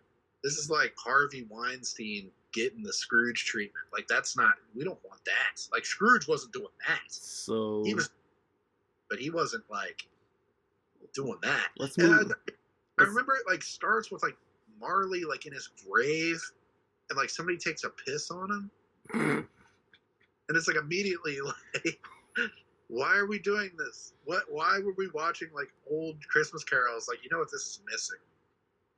So every horrible, disgusting thing that could happen in the life. Was there any quid pro quo in the Patrick Stewart version? It's like a super serious version. What's his name is Cratchit in that one? Richard E. Grant. Richard E. Grant. And Joel Grey was the Christmas Past. He's still alive. Yes. Dominic West is his nephew. Yes. From The Wire. From The Wire. And Eminem's therapist on the Relapse album. Yeah. But before that, he was Fred. Nephew Fred. Fred. That's a solid one. It's not one that I watch every year. There's one with George C. Scott. I think that's my dad's favorite. Yeah, 84. George C. Scott's pretty great Scrooge. And he had what's tragic in that. The late great. I say the late great, and then his name has just escaped me. The Titanic guy. David Warner. The Secret of the Ooze guy, sir. Nah. Titanic guy. Ra's al Ghul from Batman the Animated Series. That's true. That is true. Detective. There are a lot of versions of the Christmas Carol, of A Christmas Carol. And Crazy Nights is not if the night before is a Christmas Carol, Eight Crazy Nights is kind of like a Hanukkah Carol. Yeah. Comedy. Neither of those on this list. No. It's because they aren't Christmas carols. I want more. I want another animated Adam Sandler movie. Eight Crazy Nights is one of those that when it came out, I didn't see it in the theater. We blind bought it. I think I did. Theaters, the year after it came out, so it would have been 2003. And I want to say we may have even given it to my dad for his birthday. His birthday is in early December, and we might have been here. And then we all sat and watched it, and the vibe was just this is very good. This is kind of bad. The deers are licking the frozen poo. Yeah, I'm feeling this isn't as good as Mr. Deeds, the stuff we usually sit and watch. I'm sorry, guys. And I watched it more times that year. I just kept watching it. Now I watch it pretty much every year. And it's one of those. It's it is not a good film. Whatever its tomato score is, it deserves. But I'm do I love it? Kind of. I sit and watch it, I laugh, and I quote it all the time. He reconnects with the girl, and he encourages her kid. And it's sweeter than credit for it. That's oh man, he really had it rough. You see why he is. And I don't really blame him. The town sucks. Everybody sucks in the town. It's kind of Shadow and Sonic 3 completely justified. Yeah, it's the same thing. It's I get why he's the way he is. Oh yeah. It's Scrooge is the way he is. I mean, you kind of do, but it's Scrooge is a dick, and it's you need to not be a dick because everyone around you is cool, and you're a dick. Yeah. Everyone in the town sucks except for Whitey. Yeah. Fucking Whitey Duvall. That's a technical foul. Here comes the seizure. It's just it's stupid. Why did you sit and write this? Why does he have seizures? Yeah. Why is one foot bigger than the other? It's just why. It's why is he hairy? I got one for you. But it's funny. Office Christmas Party. Underrated. Oh no. 2 or 3 years ago, I tried to say Office Christmas Party was underrated, and at least 2 of you told me it was adequately rated.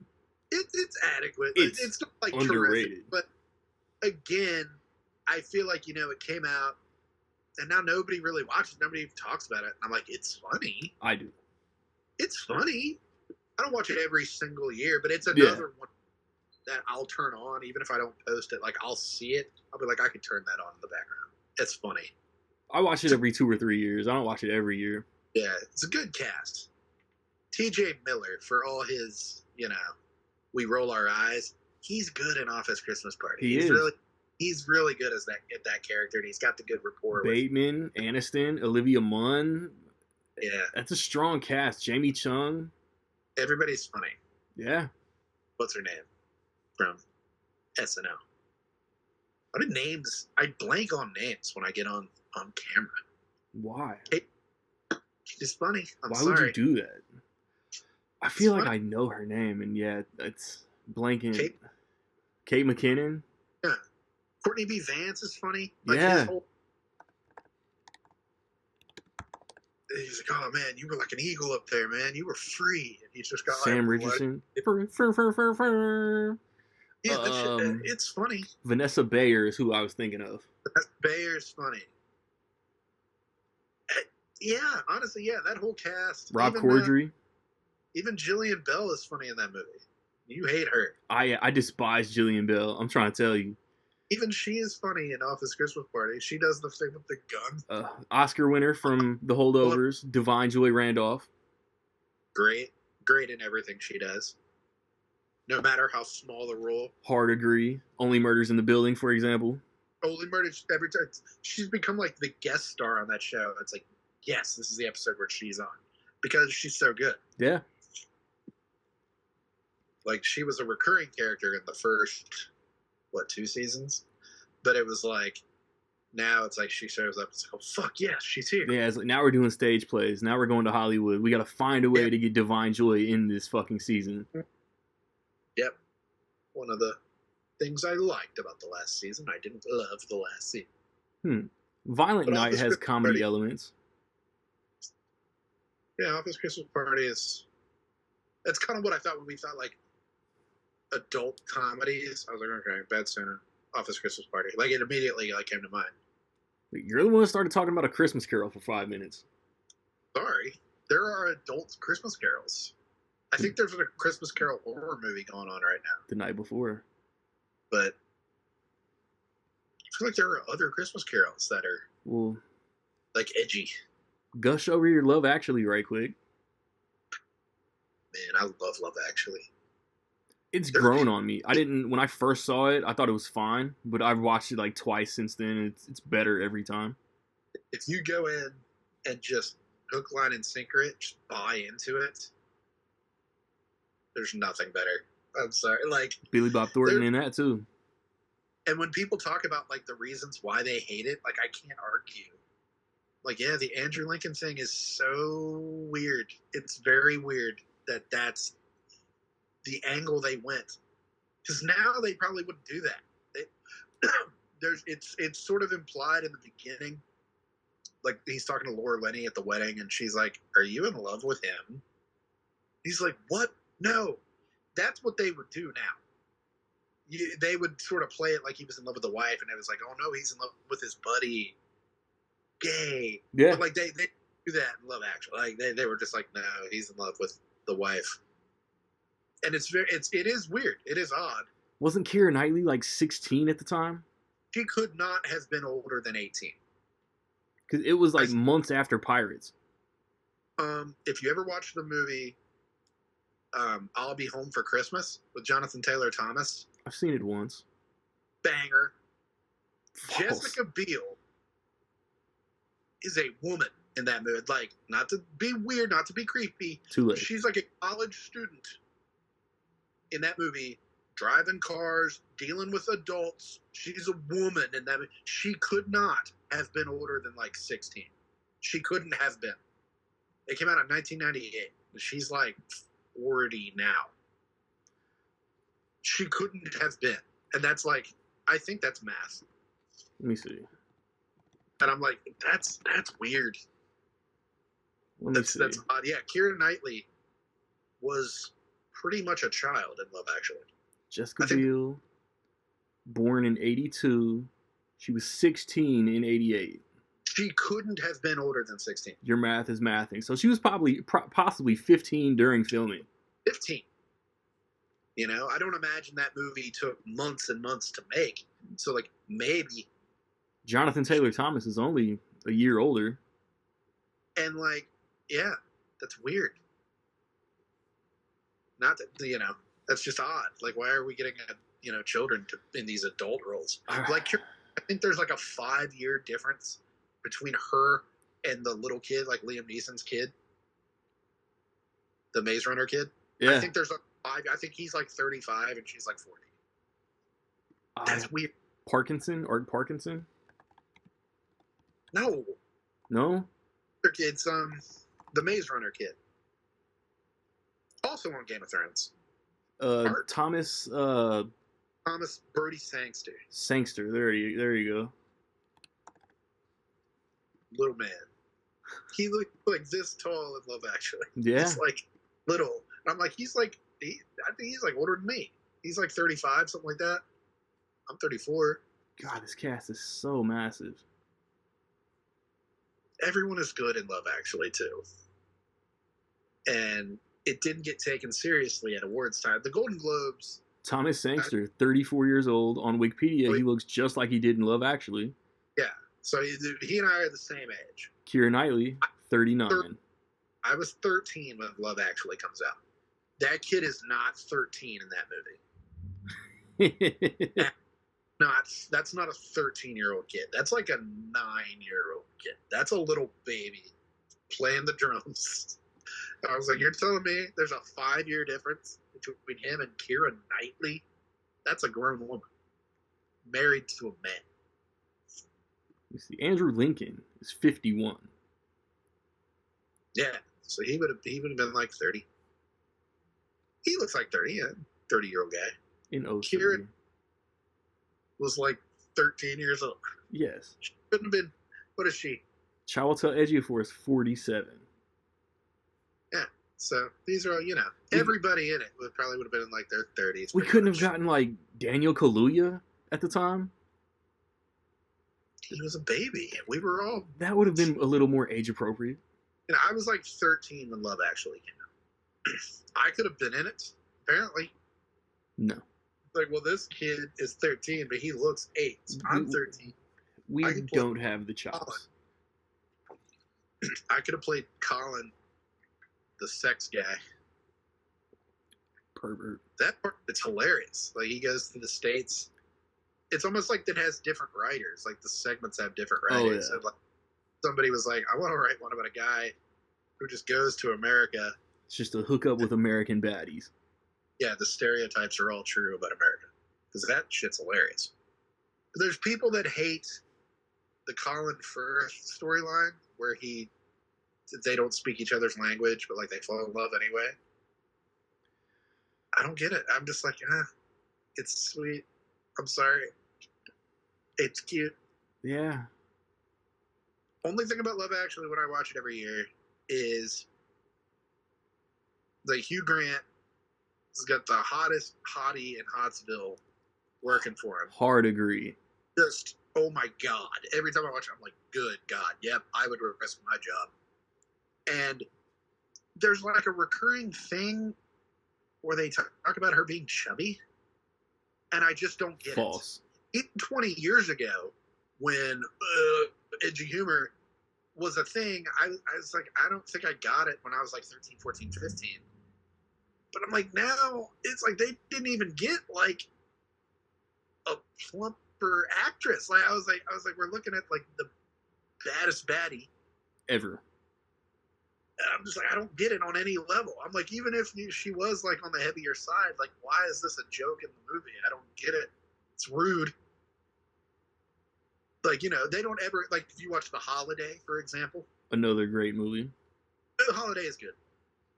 But Jack Black is in it. They don't refer to him as chubby at all in that movie. Because he's a guy. But they play it straight.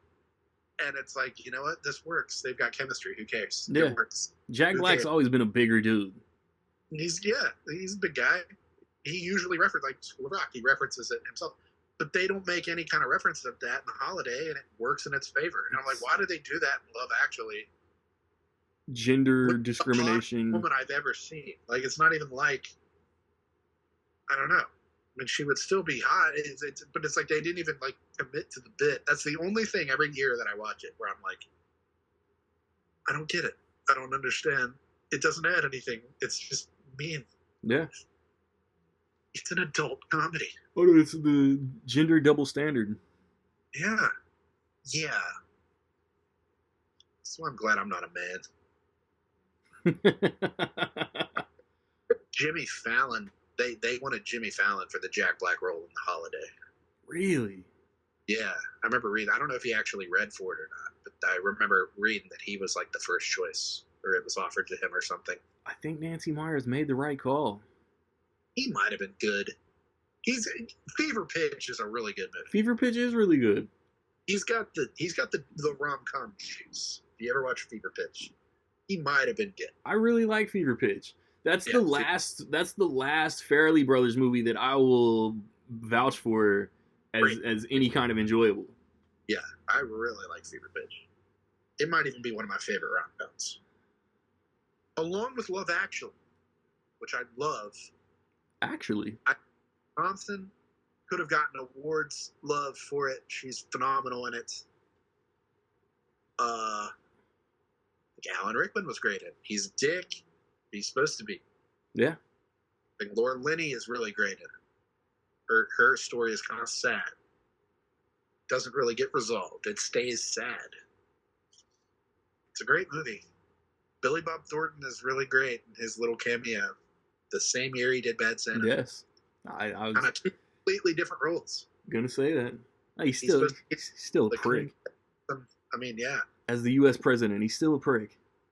Yeah, he's supposed to be like the clean-cut, handsome, like U.S. president, like kind of like if Kennedy was a dick. Yeah. Like, what if Kennedy was a dick? Like Kennedy Trump. It's kind of what it is. Or he's kind of like Mitt Romney. If Mitt Romney was a dick.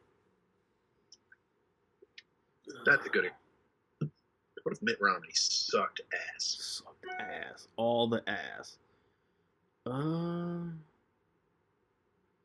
Where are we at? You got to, like, why him?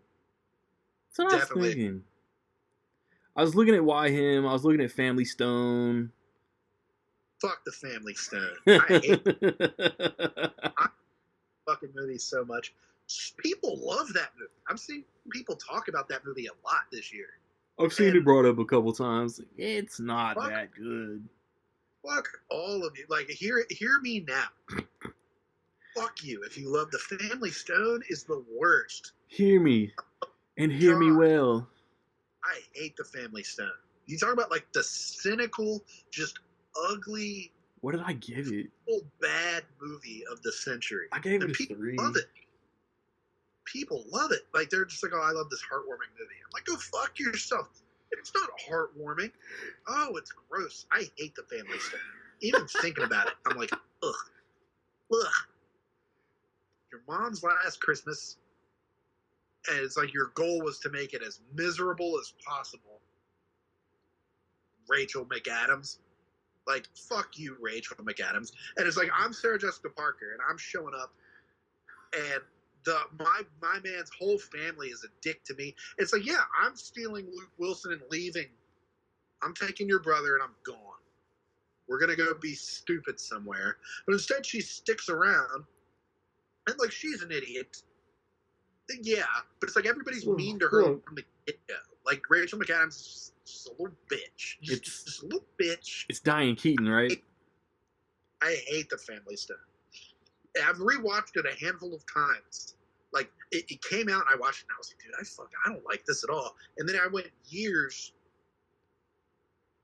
and didn't really think about it. And I think I bought it at, like, a movie stop for, like, $2. I think they had some kind of sale on, like, Christmas movies, and I bought a bunch. That might have been where I bought Deck the Fucking Halls, too. that was a curse. That was just a cursed purchase. Yeah. I was like, maybe I'll just buy this and, like, add it to my annual, like, Christmas and see if it grows on me. Hate it. I've watched it maybe 3 times in my life, and I hate it every time I watch it. I was like, I can't do this to myself anymore. So I'm sure I'll watch it again before I die. Let's swerve the point of focus to Serendipity. I like Serendipity. I don't watch it all that often.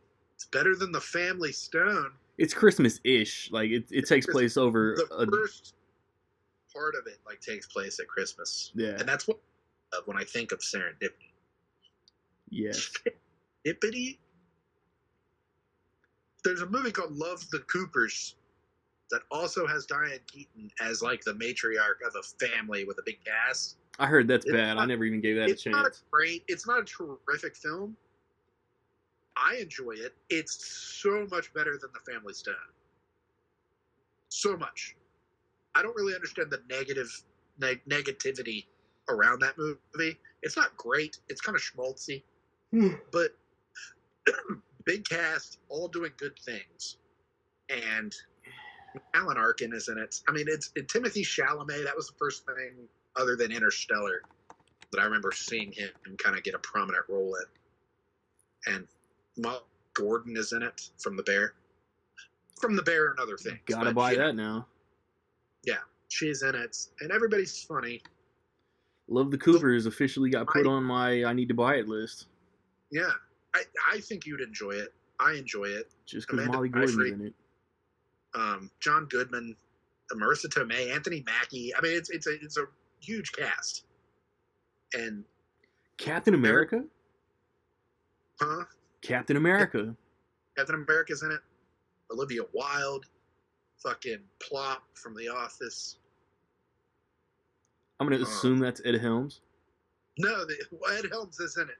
The other guy. Jake Lacey. He's Plop. Jake Lacey is Plop. Yeah, all right. Ed Helms calls him Plop. Yeah, love the Coopers. It's not like an adult though. Like it's not like super uber serious adult. And Steve Martin narrates. Yeah, he's the dog. It's stupid. It's fucking dumb. I don't hate Love the Coopers. That's another one I don't post every year, but I've probably watched it more than I've posted it in 10 years. Huh. Fuck the Family Stone. I'm telling you, go to fucking hell if you love the Family Stone. Like people put it like there's people that talk about that and like The Holiday like they're the same movie. Like no, The Holiday makes me feel good when I watch it. It's got that Hans Zimmer score for no reason. They were like, Hans, can you just do this little rom-com score? And he was like, got you. And then did Holiday score. Nancy Meyers is another one with no misses. Not really. It's a lot of white movies about white people doing white people things.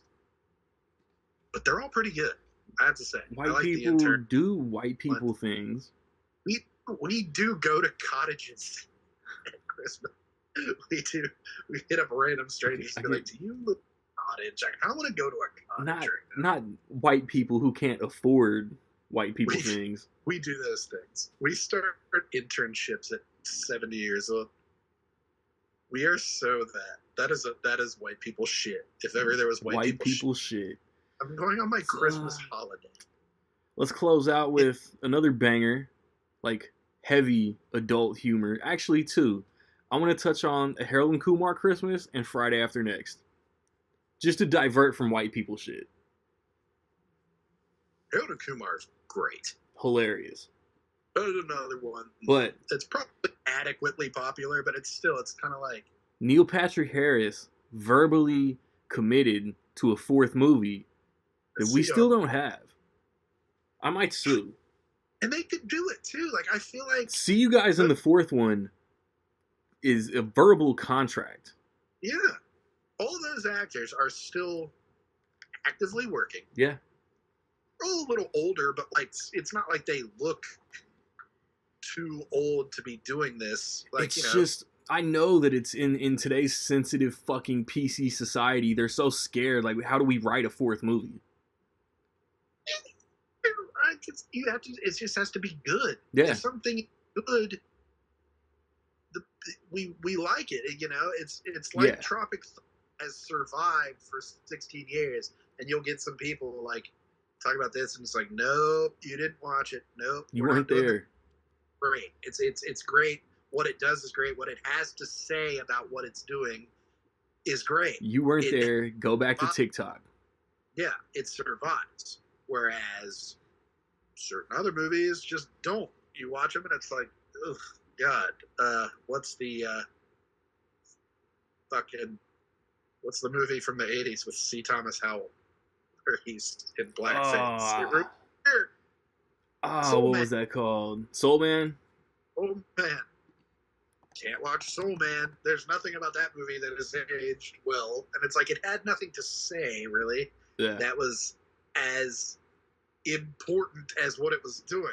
It was like, oh God, is this worth the risk of you just being in blackface the whole movie? Probably not. Whereas Tropic Thunder, I mean, in the 80s, was like, this is worth the juice is worth the squeeze. Like, we're gonna do these things. We're gonna take whatever hits come our way to show that, like, Simple Jack, this is the kind of movie that y'all put out. Like, this is y'all. Like, this is I Am Sam is a real movie that exists in real time. Like, y'all do this. Radio is a real fucking movie that y'all put out. Like, that's real. He's got the fucking the buck teeth and everything. That's all Simple Jack is. It's just making fun of that. In the 80s, it was just like blackface is what we're gonna accept as comedy. Yes, it had to have been weird even then. I watch Holiday Inn from the 1940s and think, Jesus Christ, I know, like, segregation and all that was, even then. Really couldn't hire a black guy. Even then, like, rubbing shoe polish on your face, like, that had to have been, God, somebody in the room had to have been like, this is a little much. Right? Bing Crosby, I mean, Jesus Christ. The girl's got her fucking, her hair. It's so fucked up. If you've never seen it, Holiday Inn is insane. It takes an insane turn. It's an otherwise really nice and enjoyable holiday film. Rocket loves Holiday Inn. I remember that was like one of his first episodes I did with him. We were talking about Christmas movies, and he was like, Holiday Inn. That's one that we have to watch every year. And he's of the time. He's not. He's hey, I would say it to their face. He grew up in the 1940s. Rocket's old. It's of the time. And it led to a chingy banger. Come on and meet me at the Holiday Inn. That is the legacy of that film. Yeah. For sure. But again, Kumar, there's nothing in those movies. Santa Claus is real, and I shot him in the face. There's nothing really in those movies where it's like, other than, like, you know, being in the 2000s, like, there's gay jokes. You would just have to just do it better. Like, you just have to, like, grow. Like, your characters have to grow with your franchise, and your franchise, you know, you can't just do the same thing. Yeah. And we're talking, like, you know, 2 of those 3 main actors are gay. Like, they have Kal Penn and Neil Patrick Harris are gay men. So I'm like, they're doing these gay jokes. That's the Neil Patrick Harris thing in the Christmas is hilarious. Is his best thing to me out of the 3 movies, because it's he became more famous after Guantanamo Bay. Like, he did like How I Met Your Mother. Yeah. He hosting the Tonys and shit like that. He just became more of a, like, famous person. So it's like they really had to talk on that in the Christmas one. Like, it's like he's got his husband. Like, they had to. The way they did it is so funny. Yeah. Like, it's like, to me, it's like, oh, it's probably offensive to someone, but it's like Neil Patrick Harris is doing it, and it's the funniest shit. So it's like, it's just kind of like when you can take a step back and just laugh at yourself. Like, that's what we're missing in the world today. Everybody wants to get offended before being like, oh yeah, I've been in that situation. Ha ha ha, I can relate. But it used to just, it's different. It's like, there's offensive things that are just there to be offensive and for no other reason. That's really running rampant in, like, stand-up and, like, podcast comedy right now. Like, it's how offensive can we be and, like, pretend that we're pushing some envelope. It's like, dude, every envelope has been pushed. Yes. Every envelope has been pushed. Just, they were really good. It's like, I can name names. I'm not going to name people's names. It doesn't matter. But there's, like, certain comics do that edgy thing without constantly talking about how edgy they are. Like, you don't have to be, oh, sorry, the woke mob is going to get me on that one. It's like, no, they're not, because they don't care. They don't know who you are. But it's like, you're doing it and then talking about how you're being canceled. It's like, no, you're missing the point. Like, there's great comics that are doing this now. Like, people that, it's like, you look at Chappelle's show. Chappelle's show was not, like, in its day, people didn't really complain about it being offensive or anything like that. It was the most popular comedy show, like, around when it was on, and it's still 1,000%, because it was so confident in what it was doing. It was so confident in lampooning everything and everyone. Facts. There were white riders, black riders. Once Dave got uncomfortable with how it was being done, he left. And it's like, that's how it should have been. It should have been like he was comfortable in the jokes he was telling, and that reflected in the show, and the show was great. You watch Harold and Kumar, all those writers, all those actors, it all feels like a unit came together to tell, to speak on the racism. And it's like Guantanamo Bay has a lot of like racist jokes, but it's also the point. Yeah. He pulls out the grape soda and just pours it out. It's like, it's so on the nose, but it's also the point of the film. So if you're doing it in a way that is effective, the woke mob is not going to, that is the point. If you're just on stage, talking about, it's like, oh, guess what? I'm an atheist. Oh, everybody walk out. And it's like, we're not walking out. Who are you? Like, it's fine. Like, you don't have to preface it with, So I think if they did a fourth Harold and Kumar, they could do it. There's so much to speak on, right? And like to Trump, there's so much to speak on that they could do it. You just can't, preface it with like, oh, hold on to your seats. Oh, if you're uncomfortable, you better leave. Yeah. We don't. It's fine. We're fine. Just say something like worth saying. That's why we probably don't Hangover 4. If you don't have anything to say, those movies have aged like milk. They're funny, but a lot of things with it have aged pretty badly, and they aren't even that old. It's like Harold and Kumar. It's like they, had something to say. They spoke on racial relations. Like, what's his name in the jail cell? Like, that shit's funny. He's just sitting there reading a book.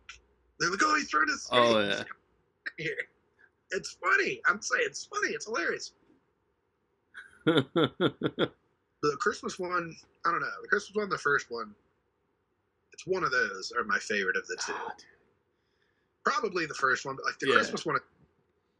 They're all three hilarious, but I have to go White Castle. White Castle's really great. It's really the sitcom vibes, the way it opened. Yeah, I love the whole thing. Jamie Kennedy, Ryan Reynolds, all the random cameos. Yeah, as always, there people shit talk like Ryan Reynolds, and I'm like, I've only ever heard that he's like the nicest guy in the world. Yeah, and like he movies like that to ensure that they got the funding. Got their theatrical. Cal Penn was so good in Van Wilder, he like offered to pop in for Harold and Kumar. Yeah, and it's hilarious. It's funny. And all the cameos. It introduced me to Paula Garces. I don't probably said her name wrong, but she's so fun. She's listening. Hi, Paula. She was in all three of those. Yeah, we need her back. Christmas is funny. Christmas is great. But to wrap it up, all I want for Christmas is 2 fat bitches with a name belt that say glitter on it so Chico can lick on the fat bitches. We got to talk about Friday After Next. It's mandatory. That's my second favorite Friday movie. It's better than Next Friday. If only because it's at Christmas. They're both funny. I don't know. Don't make me choose. They're both funny. That's another one, though, where it's just they pale in comparison to the first one. Yeah. The one, put that fact aside, it's like they're both funny. They're both funny. They're both funny. But yeah, something Friday After Next, just like the humor is, it's like more like breakneck speed. What are you doing eating a sandwich and shit? It's just like immediately he's just sitting there. Fucking Santa Claus, where the fuck the milk and cookies? It's eating a big ass sandwich and shit. In the cob. Day. It's very simple. Like it's like the care didn't go into writing the sequels that went into the first one. No. Again, which adds something to say. What makes it a classic? It's like, what do you have to say about the state in which, where you live, what you're doing with your day, the people you're with? What are we reflecting on? 2 and 3 don't really have that. It's more just like more comedic. Can they get into today? And it works. It's funny. Yeah. Hell yeah. After them working at the mall, the Holy Moly Donut Shop. Holy Moly Donut Shop. But it's funnier to me. It's just like simple, like Brothers Barbecue. Tastes so good, make you want to slap your mama. And then he did. What you talking about, Willie? The next, Yeah, boy. like, Mom, come over here. And she's got the black eye. And she's like, damn. I'm sorry. And somebody called 911. It's funny. It's like Cat Williams. Terry Crews's character is funny. Yeah. It's sort of like the romance angle, which is, was important in the first one, but it just kind of it's just like, look, okay, there's a cute girl working at the mall, but it's like, we don't have time for this. So it kind of gets brushed aside pretty quick. Invite her to the Christmas party and we'll wrap it up there. It's like, yeah, we're doing way too much at the party. They got to catch the Santa. And they do. Yeah, I watch it. It's another. It's like I don't watch it every year, but it's like Friday is one of my favorite comedies ever. Ever. So every couple of years, I feel like I got to rewatch Friday. I do that with others like Wayne's World. Like every 2-3 years, I'm like, dude, I got to do Wayne's World. I got to rewatch. I haven't watched Forrest Gump in a long time. I got to do Forrest. I need Forrest right now. And so like Friday. So I'll usually do it around November. Like if I have time, like I'll do this. Like, okay, I'll do next Friday. I didn't even watch it on a Friday. I didn't even consider that. I was just like, oh, today's the Stoner Devil feature. Didn't even think. I got to do it on a Friday. Because who's to say it's the Friday after next? It's never the right Friday. But like, I could do a fourth Friday. Call it last Friday or. So I would take Harold and Kumar 4 yesterday. I don't particularly want Friday 4 because it's been too long. They could do it. They did another barbershop and it was like enjoyable. And it was pretty good. It was not bad. The next cut was enjoyable. Chris Tucker doesn't really want to do it. But that's the whole up. Chris Tucker has been in R-rated movies. Like he was in Silver Linings Playbook. Air. He was in Air. Long Halftime Walk. I think that was rated R. He was in all this. I don't know if he was screaming and cursing and all that, but no, his character doesn't have to do that. Smokey went to rehab. Yeah, it's mentioned times. You would have to do that. You'd have to have him and Mike Epps both in it. That's what I want. That's exactly what I want. Yeah, they would have to both be in it. Pinky needs to be there for no reason whatsoever. Pinky shows up at the party for no reason. No reason. He shows up and everybody's happy to see him. And it's we're fighting in the last one. No reason for him to be there. And it's funnier than shit when he walks in. No. Jingle bells, and everybody's just happy that he's there. That's funny. That's hilarious. He has to be in it. Maybe that baby Pops has passed away. Maybe that's the reason everybody is together. Yeah. Yeah, they could could be in it. It's a weird comparison, but they could do some Frasier type shit. Yeah, The whole hood came together to remember Pops. We've lost Debo. We've lost Bernie Mac. Ezale. We've lost a lot of people from. But we could get somebody. Neil Long could come back. Oh yeah. There could be a reason to get everybody together for something like that. That would be the reason. Day Day and Smokey are both there. I just write the fourth Friday movie? Yes. I would watch that tomorrow. Going on in the town that they have to Rancho Chocamungas. Yeah. I just wrote the fourth Friday movie. Last Friday. Coming soon to Max. Hot sauce on my burrito, baby. I just did it. You look good to me. But yeah, hit us up, drop a comment, let us know. What are your favorite adult Christmas movies? Or version of A Christmas Carol? Would you green light? Would you give Nick's Last Friday go picture? Let us know. We'll be back in 2 weeks. It will be a first quarter of 2025, January, February, March preview discussion. But in between that, I will be getting with numerous human people to talk about their 5 favorite movies of 2024. And then the next day, their 5 most anticipated movies of 2025. I'll be back. I will be putting an end to this episode because that's what I do. It's Rec League.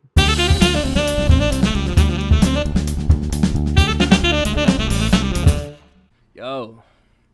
Hey, yo, talk your shit and know eventually I'ma get you. Cause on my Devondre Campbell, I'm not playing with you. Who got my back when somebody else frontin'?